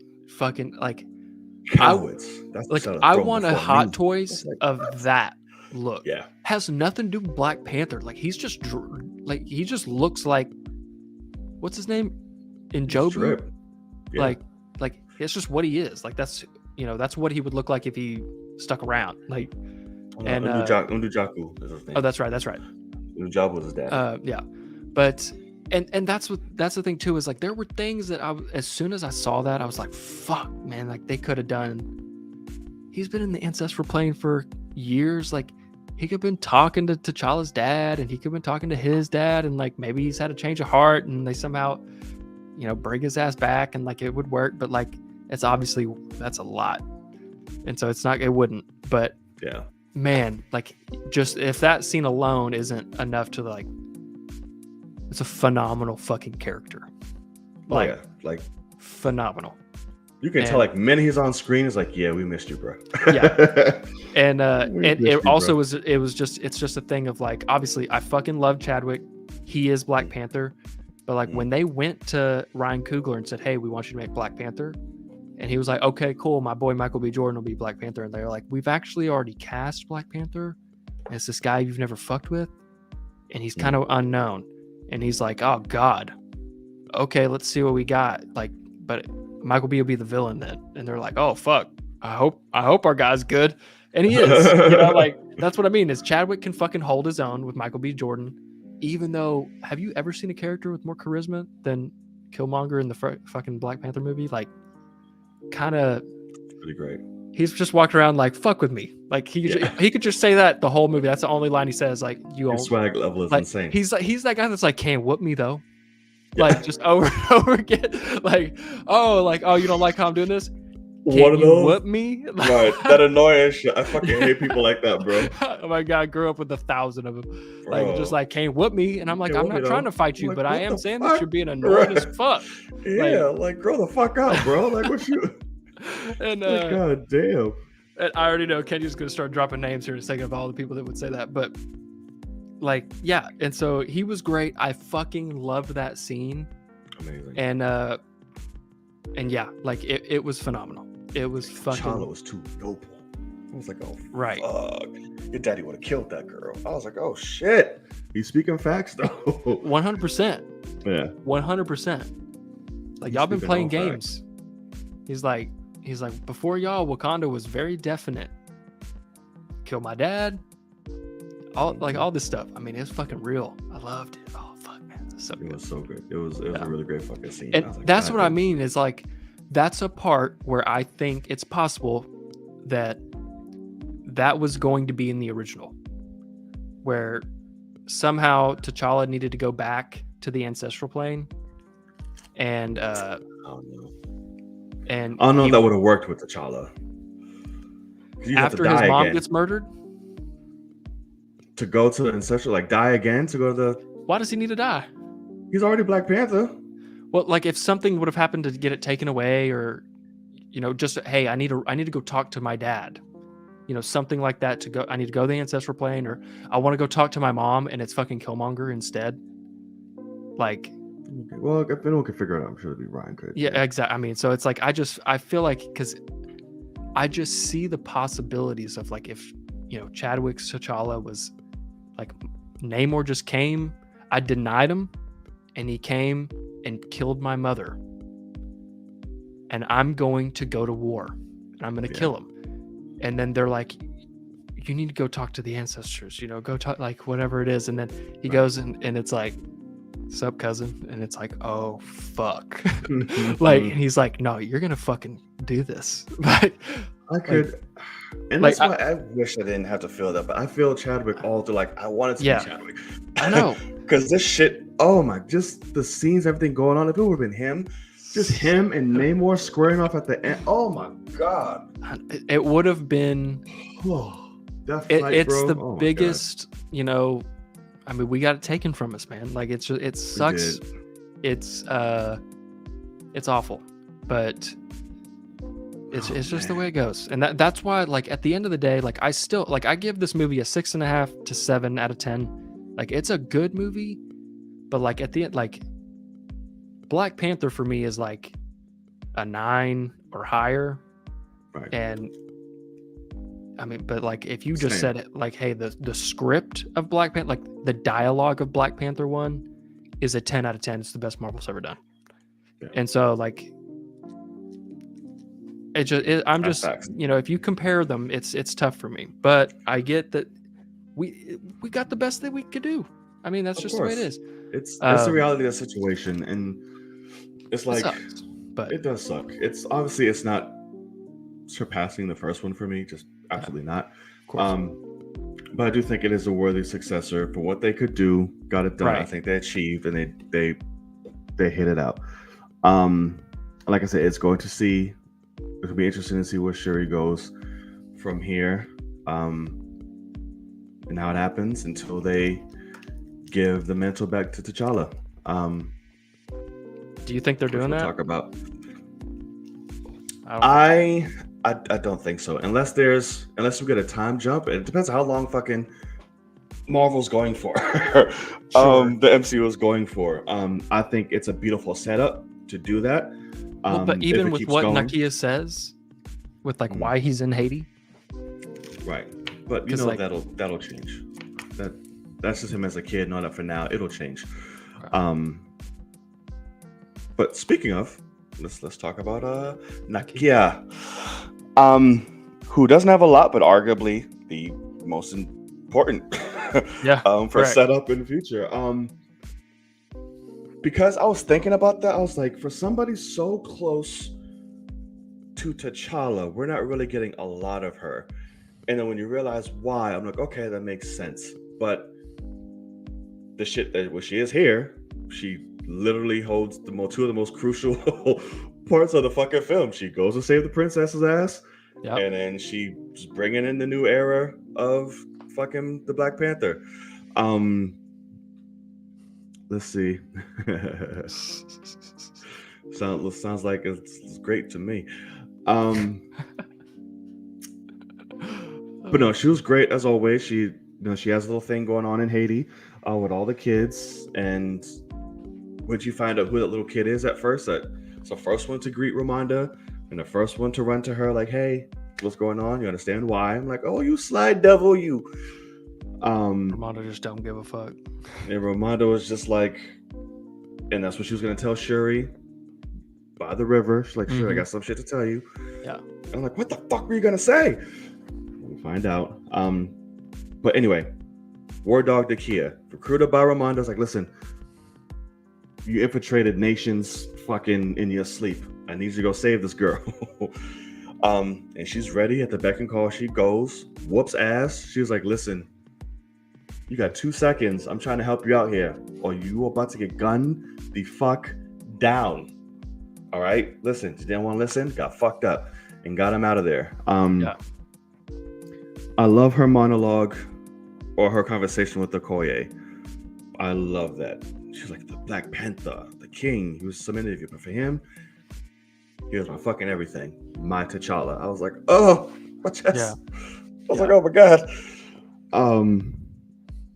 She was great because Lupita puts in emotion in her sleep. Yeah. And like effortless. The slightest little thing. It's just like, god damn. Yeah. I'm like, okay. But no, she was great. And at the end, we see what we do. She allows Shuri to come do her ritual, and then we get ushered into the new era of the king. She comes with a little boy who, great fucking job, whoever cast that little motherfucker. Yeah. I'd be surprised if he's not a relative. Bro, he's not, but that's the first thing I thought. Yeah. I was like, bro, because I know he has kids, but I was like, is this his actual son? Yeah, no. I was like, is he related? Because that's a spitting image. Even the way he talks, the mannerisms was all Chadwick. Yeah, I was like, fuck. She's like, I like girls too, I guess. I was like, whoa, this is very fucking Chadwick. But no, that end credit scene, man, that shit broke. I was like, good God. Like, even just with any type of a slight bit of bias, but just how it like, it's my favorite one. Like, it was just so beautifully done. Like, it was amazing. Another good theater experience. So when Shuri's doing her ritual and it plays that Chadwick thing, right? My whole theater, all you heard was sniffles, cries, and wetness in silence. That was just it. I was like, oh my god. And then that post-credit scene got a standing. Like, everyone was up and just clapping after it ended. Oh wow. Yeah, with that, and with the Chadwick, dedicated to our friend Chadwick as well. That's when everything just, exploded. But I love that. I want everyone now, and I was being a troll when this happened. I'm like, now y'all can shut the fuck up with this goddamn recast T'Challa shit. Now you have your fucking T'Challa for the future. Shut the fuck up. Have fun. Be quiet. I think you're completely wrong on that. I don't think they'll ever do anything with him. Maybe I am, but at least you got it. T'Challa exists. Shut up. Because T'Challa was like, when he was alive, he had the kid taken to Haiti. Yeah. To not for the year that he knew him. Yeah. So like, I mean, it's. I think they will. They'll do it because it's gonna be your call for the throne. You had enough time. Yada yada yada. Or just maybe they don't. I'm fine either fucking way. Okay. Let me change my tune. By the time that kid's old enough, timeline wise, Marvel will be struggling enough for that to be the story. Like, but as of right now, Oh, it's not that's gonna happen not anytime fucking soon. like No. I think I just mean like as of right, like Kevin Feige won't be with Marvel when they do that kind of thing. Like that will be when they are really struggling and they're like, oh, let's rehash. Like we've got T'Challa out there in Haiti. Let's just cast whoever the new Michael B. Jordan is of the fucking time, and he can be T'Challa Jr. and we're just gonna move.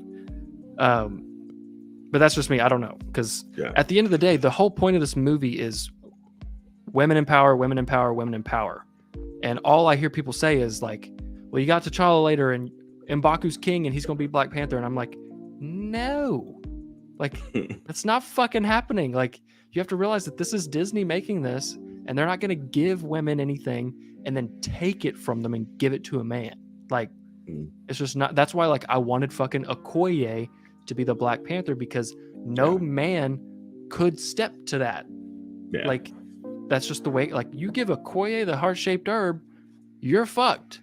Like it's just game over, and I believe immediately. You know, so that's. But I digress. This bitch Anyway, took on superhumans as a human. Right? Yeah. I mean, she's straight up and down, just Wakandan, and fucking killing it. But okay, so a few things that you said. So first thing is obviously the Chadwick tribute there at the end with the intercutting. Yes, emotional, but I immediately am like, are you gonna show Ramonda? Like, and they just completely like, that's why like you can't have another big death.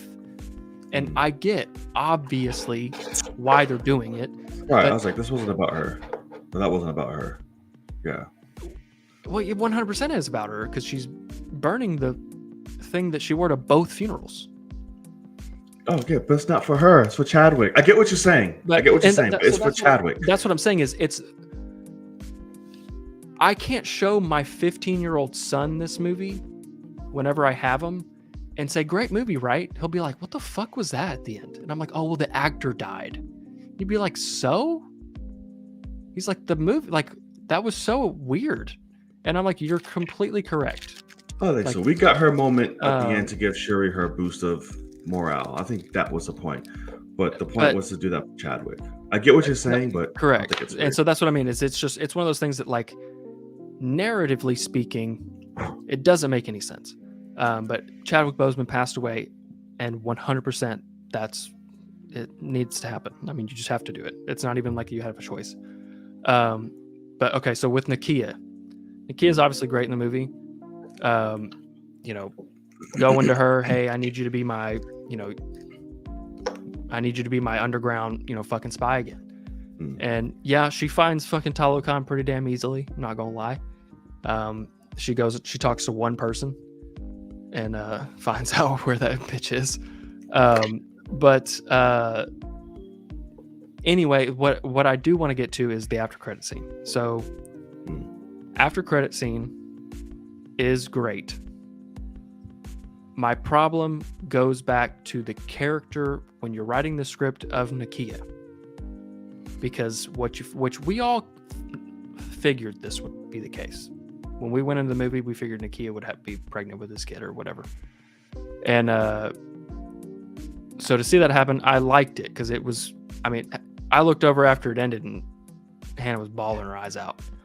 And that this is the problem, is I never teared up, got emotional at all in this movie. And I thought I would, but it just never hit. And I'm learning that I can't turn off the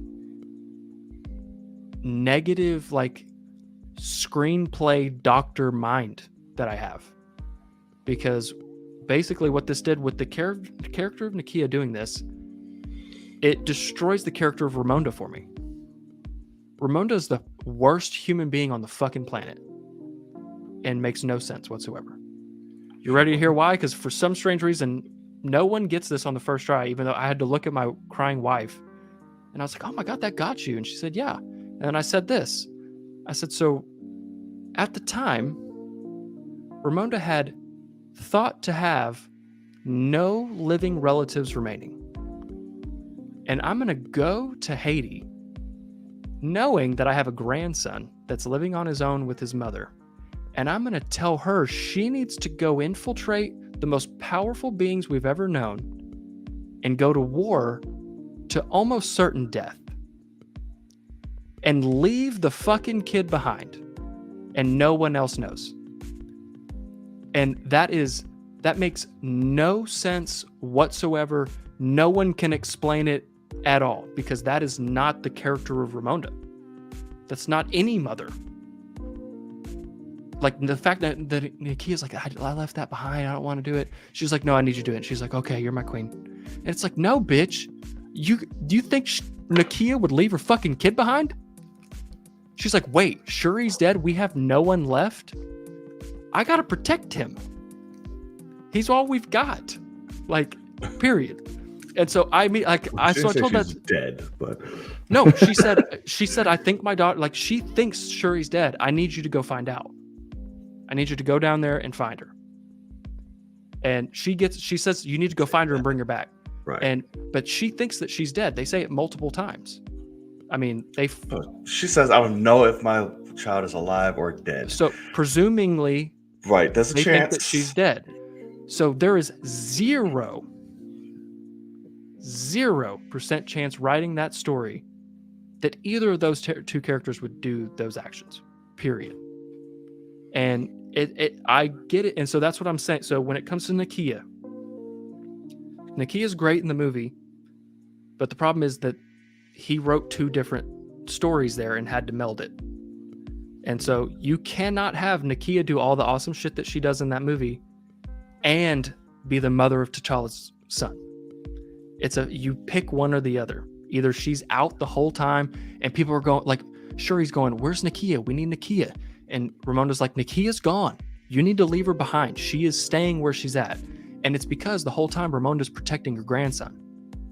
I'm trying to protect T'Challa's legacy. Nakia is not coming here, period. They do not need to know that she is anywhere. She's dead. Like, whatever it takes to keep him alive. And that's one side. Or she doesn't have a kid. And then you have the story. And so it's a big problem for me, because there was not a mother in the world that would have done that. Period. For either of them. Nakia's a shitty mom, and Ramonda's the worst human ever, because she uses her royal, I'm the queen, you need to do what I need you to do. And she's like, okay, I guess I'll leave, my Haitian friend to take care of your grandson, the fucking true heir to the Wakandan throne. Like, okay. Like, no, doesn't fucking happen. So and with that being said, like, obviously the after credit scene is great, super heartfelt, well acted, adorable, like all those things. Saying it's your favorite, fucking soundtrack. I mean, yeah, but I hated the soundtrack in this movie. Oh my god, you're fucking insane. It does not. It's not half as good as the first. You're insane. We don't have to go any further with the soundtrack. It's okay. Rihanna's song. Oh, I would never get behind that shit. Never. Dog shit. Okay, thank you. Well, never. From day one when that shit released, I was like, this is stupid. Oh, yeah. No, exactly. I won't say stupid. That's harsh. But no, I was not feeling it. Yeah, I was like, it works better contextually in a movie than it does by itself. Sure. So I was like, but it's still just not. Yeah. It's not. I'm like, y'all should have got Beyonce for this shit or some shit. Oh my god. Exactly. Because fucking Rihanna trying to do ballads never fucking works. And hey, ever. Guess what? Let's bring her out of retirement to do one. It's like she hadn't fucking sang in a minute. I was like, this is the song you bring out of retirement for, and it's not great. Yeah. For something as meaningful as this, I was like, that's a great way to market yourself. Yeah, Beyonce would have been the way to go. It would have been the obvious choice, but Beyonce would have definitely been the way to go. I was like, y'all bugging. But so that's where, like, I don't know. It was that after credit scene rubbed me the wrong way. And it's great, but also very true. Over-analytical at the moment. But is it really? It's not the point. Yeah. That's my problem. Is they did not make this movie. They made the movie only to honor Chadwick. It's not a movie. Like, it's just, what can we do to please the fans? What can we do to please the fans? That either. And so I'm what? I don't know about that either. A good mid ground. I wouldn't say this is completely not a movie, What? but Well, I'd say that part, sure, I'll give you. so that's what I'm saying. So like, I mean, it is there almost at every turn where I'm like, that's a little weird. It's like, oh, but he passed away and they needed to do that. And so and that's what I'm saying. We've known this from the jump. The day they announced this was happening, we were like, oh God, this soon? This is going to be the hardest thing ever. And that's why what I said from the jump is 100% still the truth for me. It's a long, clunky mess of a movie with the best of intentions. I think it's as good as Coogler could have done. It does not feel, it's half as good as every other Ryan Coogler movie. And that's understandable. And that's where my line is. But I don't ever want to watch it again because it makes me sad that this is what we got. Because really, I see it and I say, we should have waited another 2-3 years. Like, we needed more time to figure this out. Add more space to it, all these things. Like, it's a struggle and it's understandable, but like, I'm disappointed and I'm sad and it's fine. But it's good. It's just good. And because at the end of the day, I mean, you're still with Wakanda. You're still seeing the Black Panther. Namor's good. Ramonda's great. All those things, but it could have been a lot better. Like, that's what I hate. I hate how every single movie that comes out could have been a lot better. And that sucks. I do hate that. I don't agree, but I do see your points. So I can't argue too much either, but I really agree. Yeah. But I get it. And that quote that you just said, I've told like 7 different people today that's exactly what John is going to say to me, because it's not about like the movie could have been shit and you would have been like, but I loved it, for the other reasons. And I'm like, yeah, I get it. Like it's a different thing for you. Well, if it was shit, it would have been shit. Well, it wasn't shit. Right, but it's not half as good as the first in terms of a narrative, story, direction, editing, writing. Doesn't stand even close to it. Oh yeah, no, the first one's and so that's still much so better. When I hear someone say I loved it, and you don't agree with like my negatives, I'm like, okay, that's fine. It's just like it's not like that's why this isn't a debate. This is just us giving our thoughts with a wall in between, like this wall here. Like we're not debating because there's no reason to debate. That's like me debating Fast and Furious. Like you just like it, even though it's shit.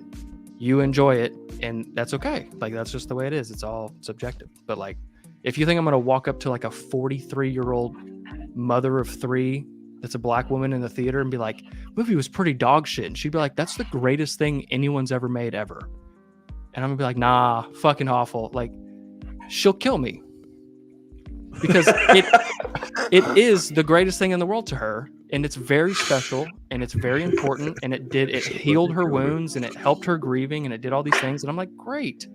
But like I still like, this is one of those movies 5 years from now, 10 years from now, it will not come close to how people are feeling about it now. And it'll only be the people that's like, yeah, but Chadwick, y'all didn't get to experience Chadwick when he was this. Like, he's like, that's why it was like this good, not like all these things. And it's like, yeah, but he's not. Like, this is not a movie made to last, like, and continue things. Like, it's literally, and it ends with M'Baku being the king of Wakanda, and Shuri's gone. The Black Panther's not protecting her country. Like, she's the only line of defense. She left. She's not gone. She's only doing the ritual. She don't leave, like, motherfuckers. But like, if Namor showed up, GG's. Like, I mean, she didn't even take a fucking ship. She rode the back of a truck with some pig farmers, and like, I don't. And that's the thing. It's like that. It's a struggle because it's a early, like, starting screenplay writer's thing where it's like, Progress. oh, but they kept telling her throughout the movie to put her technology down.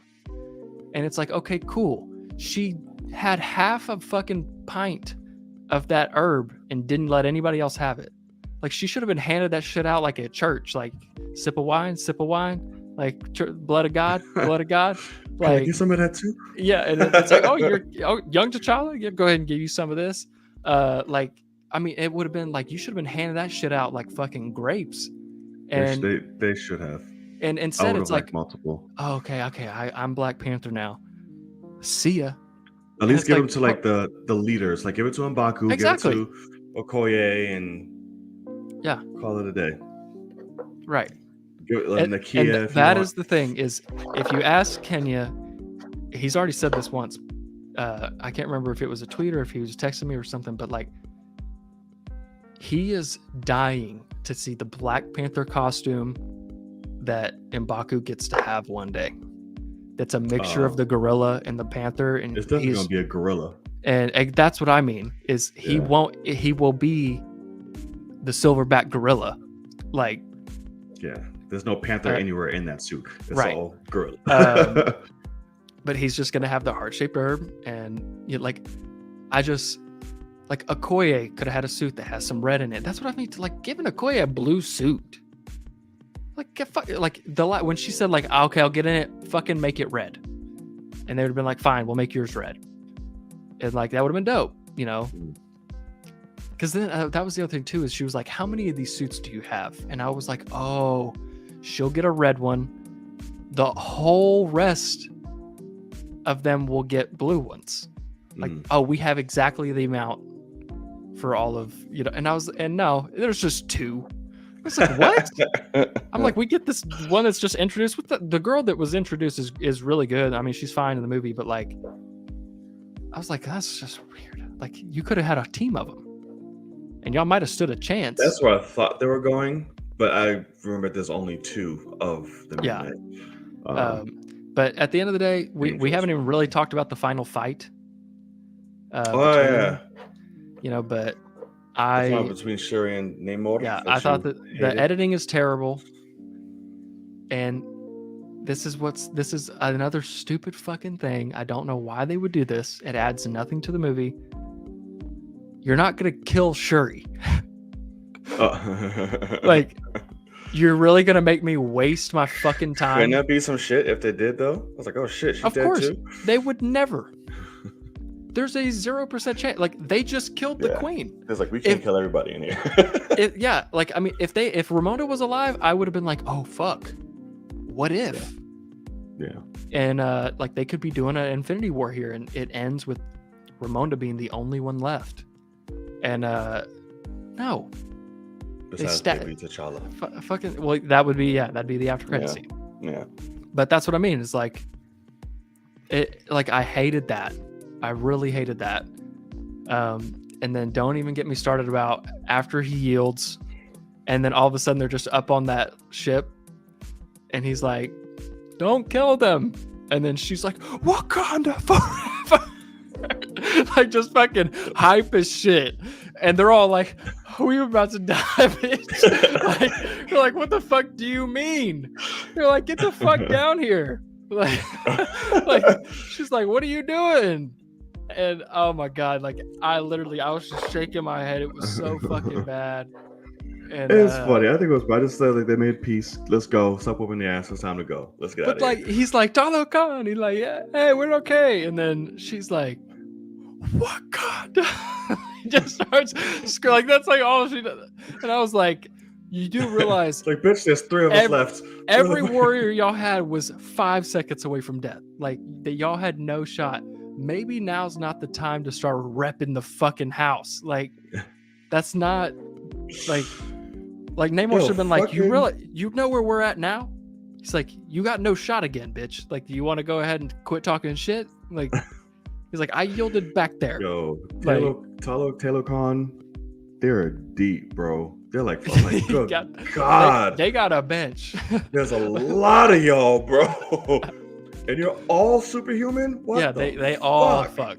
Yeah, that's right. I was like, God damn, because it's like, you know what villains, they just like to talk shit. It's like, bro, you can't rock with us. We got this, that, and that, and they were like, yeah, no, we call you in your bluff, we're whooping your ass. That's right. No, these motherfuckers was definitely was like, yeah, no, you can't hang with us. Yeah. You can't hang, bro. The blades of grass line from Namor is his best line in the movie. Yeah, because more soldiers in this place has blades of grass. I wish that we had seen that. Like just I don't know how they would have done it, but like it would have been cool. A lot and too much. Because but like for like when he said that, everybody in the theater's like, fucking for real? Like, whereas if we had like somehow, like, I don't think it, it would have added to the runtime, whatever, but like if we had somehow seen, we never got that sense of scale of how big Talo Khan really is, because it's obviously unfucking believable. Yeah. If he's saying, like, I mean, hey man, we're in Africa, we got a lot of grass. And he's like, because that was just capital city they went to. That wasn't even all like fucking. Right. That's exactly. So it's like, he's like, yeah, I know how much grass you have. And he's like, we have more. It's not enough. Yeah. It's a dirty fucking line. Absolute dirty line. It is. And I hate to come back here under different circumstances. I was like, oh shit. All right. Well, heard it, partner. My bad. It's like, maybe we don't fuck with them. Right. So if I see one Wakandan ship, right, it's a wrap. She dead. Yeah. But yeah, the movie has awesome moments, obviously, and it is not the worst movie ever. And I tweeted about this, but we are not going to do the best picture bullshit again. Like. Well, first one was some bullshit, but this one definitely does not deserve to be. First one was a lot of bullshit, but definitely was not insane. The Dark Knight didn't get nominated for best fucking picture, which was stupid. That's the reason why the shit fucking expanded. That's what I'm saying. So you cannot nominate something for best picture that gets no nods acting wise. We know that the Academy is full of shit. So it's not exactly the best thing to go by. It didn't deserve any of that. Like. It did not deserve. It's not even the best Marvel movie. Like, you can't. Wildin'. Like, it's just but not. This one definitely does not. Yeah, but I've already seen a people want Angela commercial from Marvel Studios. They used a quote that said, "This is a Best Picture nominee," and it's the main thing they plaster. The biggest quote they put.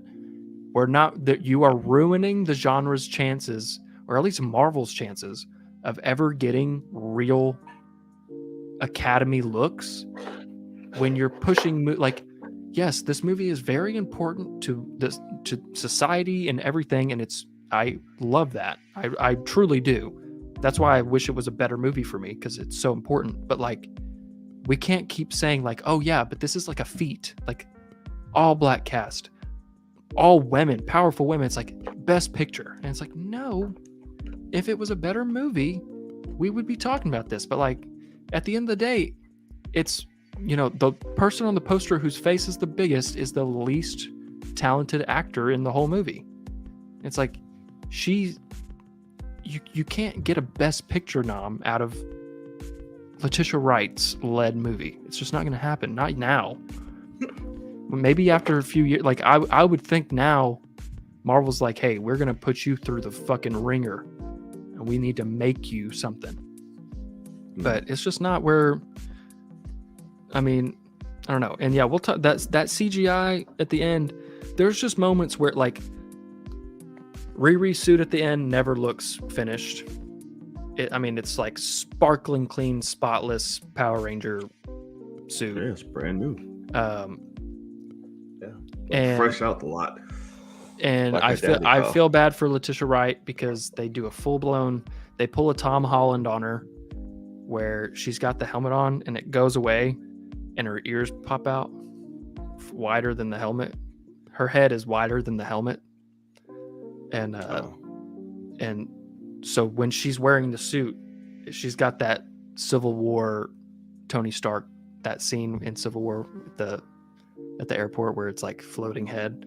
Every time she's in that suit, it just doesn't look right, because her, like, even though she's skinny, she's thicker than what if they put the whole helmet on, it's supposed to look like. So it just doesn't look right.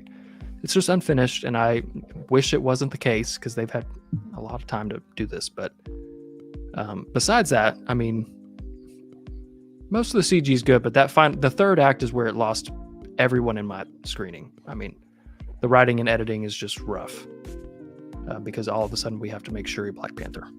So it's all right, but I guess. But it was funny. I mentioned this earlier at the beginning of different experiences. So I realized I've never had such a cultural difference in experience since this.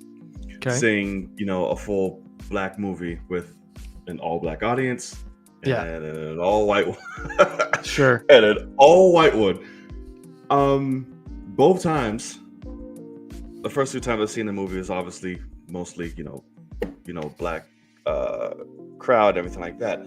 So everything was hidden, all the culture, all the looks, all the comedy, all the feels, all the whatever, because there's just certain things in black culture that these characters do. It's just like, yo, it's hilarious. We get that.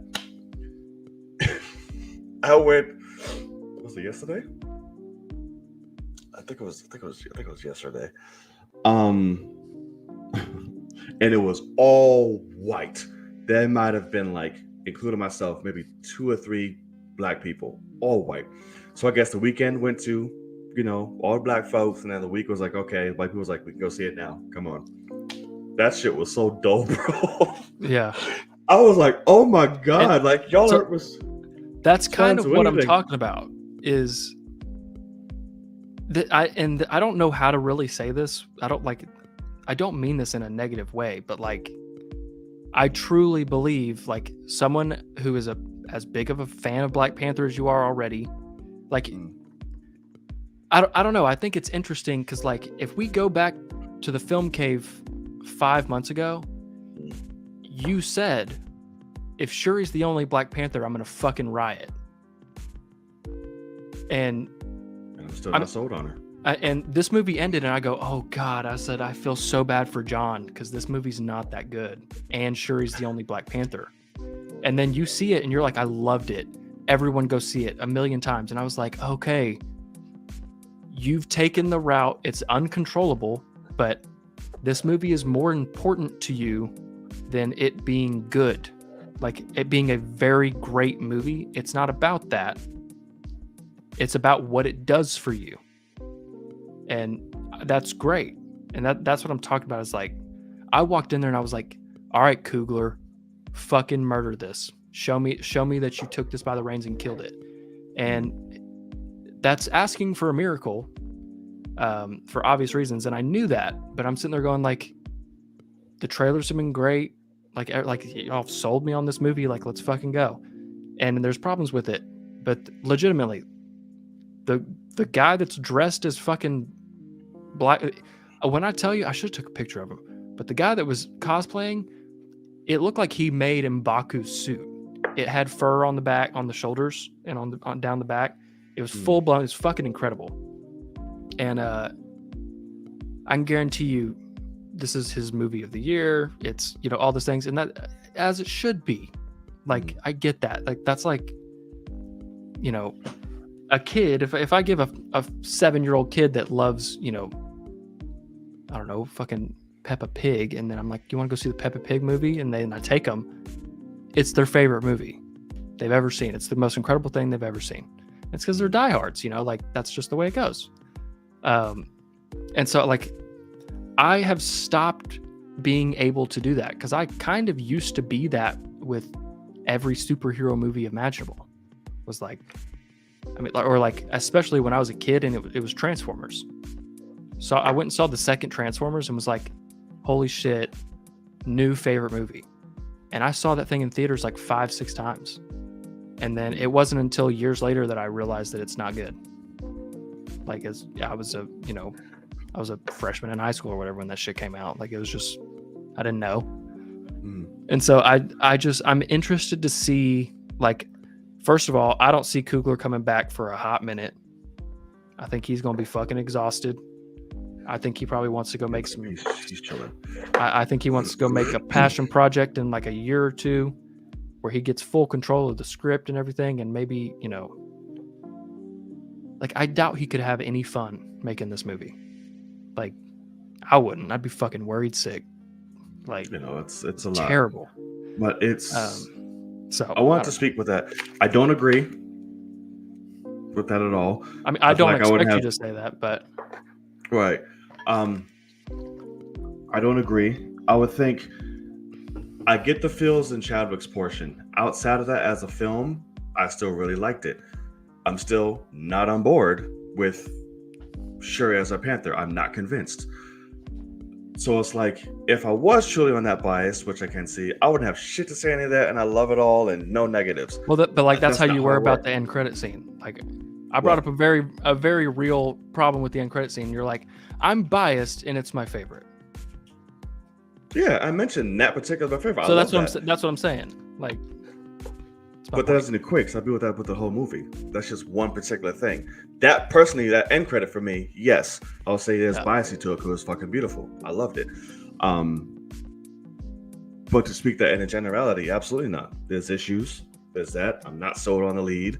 And the shit for Chadwick, that obviously those parts I love. Yeah. But as a film, I really dug it. It's not the first Yeah. one for me. It's not overlapping. Doesn't need to be Best Picture. But I said there's just ways. Well, I guess an onion. There's layers to when it comes to that. But yeah, so we'll see. It's not. I don't know where I'd place it in like overall MCU right now. Oh God, I'd have to think about that. Right? I'd have to think about that. I think I'd make a lot of people upset. Probably the odds are high. But I don't know. We'll see. Then they say has Black Panther 3 written already. I did not see that anywhere. I've never heard of that. Yeah. Yeah. Highly doubt that. Yeah. He's like you said. I think it's break time from him. And I mean, there's a reason why he Marvel. almost backed out of making this one, because that's fucking Yeah. nightmare. Like, worst job ever. I mean, come on. yeah, it's we'll take a minute. I would if it was trash. I'd hate it. And that's the thing, is no one's saying it's trash, Right. but that's my point, is like, it's a passable movie, and so you're like, yeah, I loved it. I'm like, okay, like, it makes sense. Oh. Well, yeah, I think it's a little more than passable, but I get it. I'm back. Like I would like, this is obviously not top 10 Marvel movies. Like, this is like Phase 4 has been. This is mid-tier Phase 4. Would you say it's the best Phase 4 film so far? No. Really? What would you put before it? Which is interesting because you Shang-Chi. think all is shitty. Yeah, Shang-Chi and probably Spider-Man are both better than this. Yeah, I'd agree. Yeah, I mean, and I have definitely Shang-Chi. I mean, I have problems with both of those, but like, Shang-Chi is, I hate, like, seeing Shang-Chi, I was like, hey, this is really good and fun, and like, I have some issues with it, but it's really good and fun. But like, to realize that's the best Phase 4 movie, like, Marvel, I'm trying to fucking stay on the train, man. Great. Like, I get this it. is rough. First viewing, when the Chadwick feels was in, I was like, oh, this is the best of Phase 4. Right. I was Yeah, like, yeah, no. That's why I don't want to see it again, because I'm scared it'll implode even more for me. So I'm like, I just need to keep the positives in my head, and just, because you got to realize, I saw it with a theater in IMAX full of people that waited in line for like 6 hours. Like, these are true diehard. Like, it was the best crowd I could, and I was like, okay, I just need to remember this. Like, I'm not no, and it's just like, and that sometimes, like, I see movies, obviously multiple fucking times.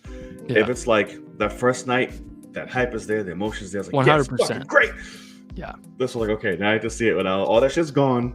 Go. That's wow, why. and see it again. That's why I'm like, okay, I'm not gonna like. If this is my hype day one, I'm like, just ride with it, like, because I'm already, so like that's just my mindset. One other thing I do gotta add, I'm very furious about, and I'm interested to see your point because you're big on this too. The entire final battle, or the final fight between Shuri and Namor, not in IMAX. I peeped that.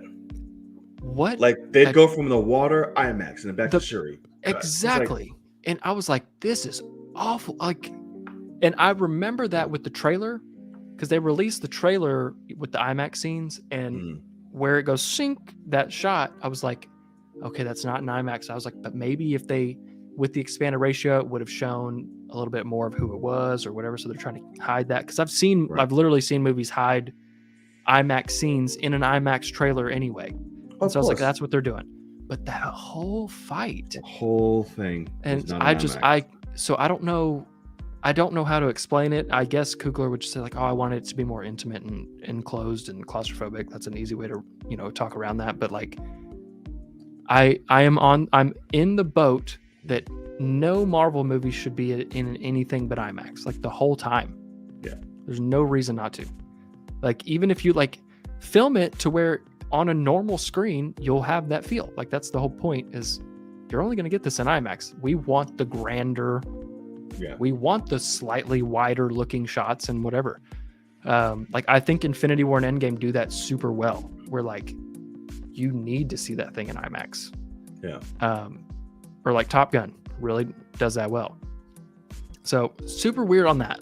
That was annoying. I did catch that. I'm like, why is this fight not in? Like, it takes the epicness IMAX away from, and because the back and forth choppiness from the battle that's not as cool to this, and I'm like, the IMAX is reversed. If you're gonna have one in IMAX, like, at least give me the fucking Black Panther scene. It was. Like, plus the way Namor was moving and fucking fighting, I was like, bro, why are you closing this shit in? Like, give it to me wide. Give me that. All of it. So that's what it was funny, because Kenya was like, oh man, I loved the action with all the wide shots, and I'm like, in the two boat scenes, like that's the only time. Like, I'm like, but the final fight was, the direction is rough, man. Like, I feel bad. Like, it wasn't fun. It was not good. I don't know. I like the fight. I think definitely should have been better in IMAX. It was closed off, but I mean, there's definitely a part of me where it's like the Shuri thing, where she's like, I have to just be like, hey, she should not be kicking his ass. Like, sorry, like, it just doesn't work because she can't fight. Well, majority she wasn't, but when she's having her little come up, I was like, okay, it's her time now. And I mean, when she's on that boat and she does like the backflip and then slide down the thing, I was like, oh, fuck, when you get this? Like, this, that's what I'm saying. You were talking about that, and I mean, it's true, and that's where I'm like, somebody could say, "Hey, quit looking at it too real," and I'm like, okay, I just care more about, I want these to hold up. But where do you think we'll see Namor again? Like, when's the next time? In Cap. You think? Yeah. Interesting. Because they have to. Because, like I said, those are the bridging stories between those two. Yeah. There's between the government and, Wakanda and Tolakan and all that shit, for the resources and all the other shit. That's what they want. So I think, because you can't do those stories and not have fucking Namor not anywhere near this shit. I just hope they're not dumb enough to make Anthony Mackie fight him. I mean, he has a vibranium suit. Maybe that'll help him. That'll help him out. Take some blows a little bit, and the shield and the wings. I mean, as soon as Namor's fucking quick. He's quick as fuck, dude. Like, just through the air. Like, I mean, he just like, he clotheslines Sam, and we're watching his head fall to the ground. Like, they full on decapitating his ass. So, well, I don't know. He got the vibranium neck. He got all that. It might hurt, but I think he might stay. Hurt him up a little bit. Well, he's got vibranium. He's got a bracelet on. He can fucking chop through that shit. What did Shuri get stabbed with? The vibranium? Vibranium spear. Spear? Yeah. Okay. Yeah. That's when I came through. I was like, oh, well, that sucks. I was like, well, damn, you didn't see that. You didn't see that coming. But yeah, I'm curious to see because Namor is by far just a complete and utter badass. So I want to see him take some more people on. I need more of him. So Definitely. we shall see. We shall see. Okay, we will get a Red Hulk versus Namor too. Yeah, correct. That'll be fucking Red Harrison Ford fighting Namor. I'm so scared about what that's going to look like. But you are correct. Where you have a mutant who's as strong as the Hulk. Yeah. And his one weakness is heat, dehydration. And then you have a Hulk who can heat his body up. I mean, that's a fight and a half right there. Yeah. If anything, we should see the death of Namor. I mean, really, already? If they were going to be, they obviously won't. But if they were going to write it correctly, yeah, I mean, that's the whole point. Is like, you could take Namor to a beach that's like, hey, it's not fucking humid there. There's no moisture in the air, Namor. And like, yeah, there's a fire right behind him, but like, move away, like on the other side of her. Like, I don't like why I don't think he expected a fucking flame burst from a like why the fuck, like he's just sitting there getting burned and shit. And it's like, oh my god, like, so yeah, I mean, if you think Ross isn't gonna be like, oh, you don't like heat, huh? Cool. Like, it's just like, I'm just gonna hold you. Fuck was just hold him like a baby and be like, oh, are you gonna die, you little bitch? Like this is y'all's champion. Like, I don't know. Get with you. Yeah. That's what I mean. Like, literally, Red Hulk is made to kill this Namor. They obviously would not do that. He will be Namor for. I think that they are gonna try. You gotta think about this. Namor in this is Chadwick in Civil War. This is their new guy. He knocks it out of the park as best he can. Minority actor, represents a lot of things for unrepresented people. Really does well. Now they have their own symbol. They have their own salute. Exactly. Yeah. And we're going to fucking, gonna go all out with them, and as they should, because he has his own Wakanda. It's kind of a weird thing that what he does. I don't see how you do that. At least he wears a suit. He just brings a bottle of water. He just pours on a mid-floor. All right, let's go. But does a triple H. Right. Fucking dump that shit on his head. Right. Let's fucking go, boy. I don't think, unless, like you said, unless Shuri helps him, maybe. Sure. Maybe he water cools his underwear. Like, yeah, adjust this. It will keep water running through you all the time. I don't fucking know. Incapable of dehydration or some shit. Who knows? They're Wakandan. They can figure it out. That's right. It's weird that he hadn't figured that out since he's got vibranium too. Right. Well, he's not as smart like that. He's not a genius like Shuri. Water bombs manipulate it and do whatever, but yeah, they are. Those water bombs were a problem. They were a little OP. I'm not gonna lie. They were. When they were the fucking Wills are bringing all them shits back, I was like, whoa. I was like, oh fuck. Like, that's not well, that can't be good. No, it cannot. Yeah, that's right. It cannot, M'Baku. I'm so sorry. Yeah, I mean, shit. Okoye took one to the face. Yeah, for real. She ate that shit, man. That's what I'm saying. She's the shit. God damn. They made a mistake on that. They did. And what about him? What about M'Baku as king? That's cool. I rock with it. I like it. Okay. Yeah, I think it's pretty dope. I mean, It's the next logical, I guess, choice if you want to make one. I just don't get why we wouldn't have Shuri just be queen. That's why I didn't.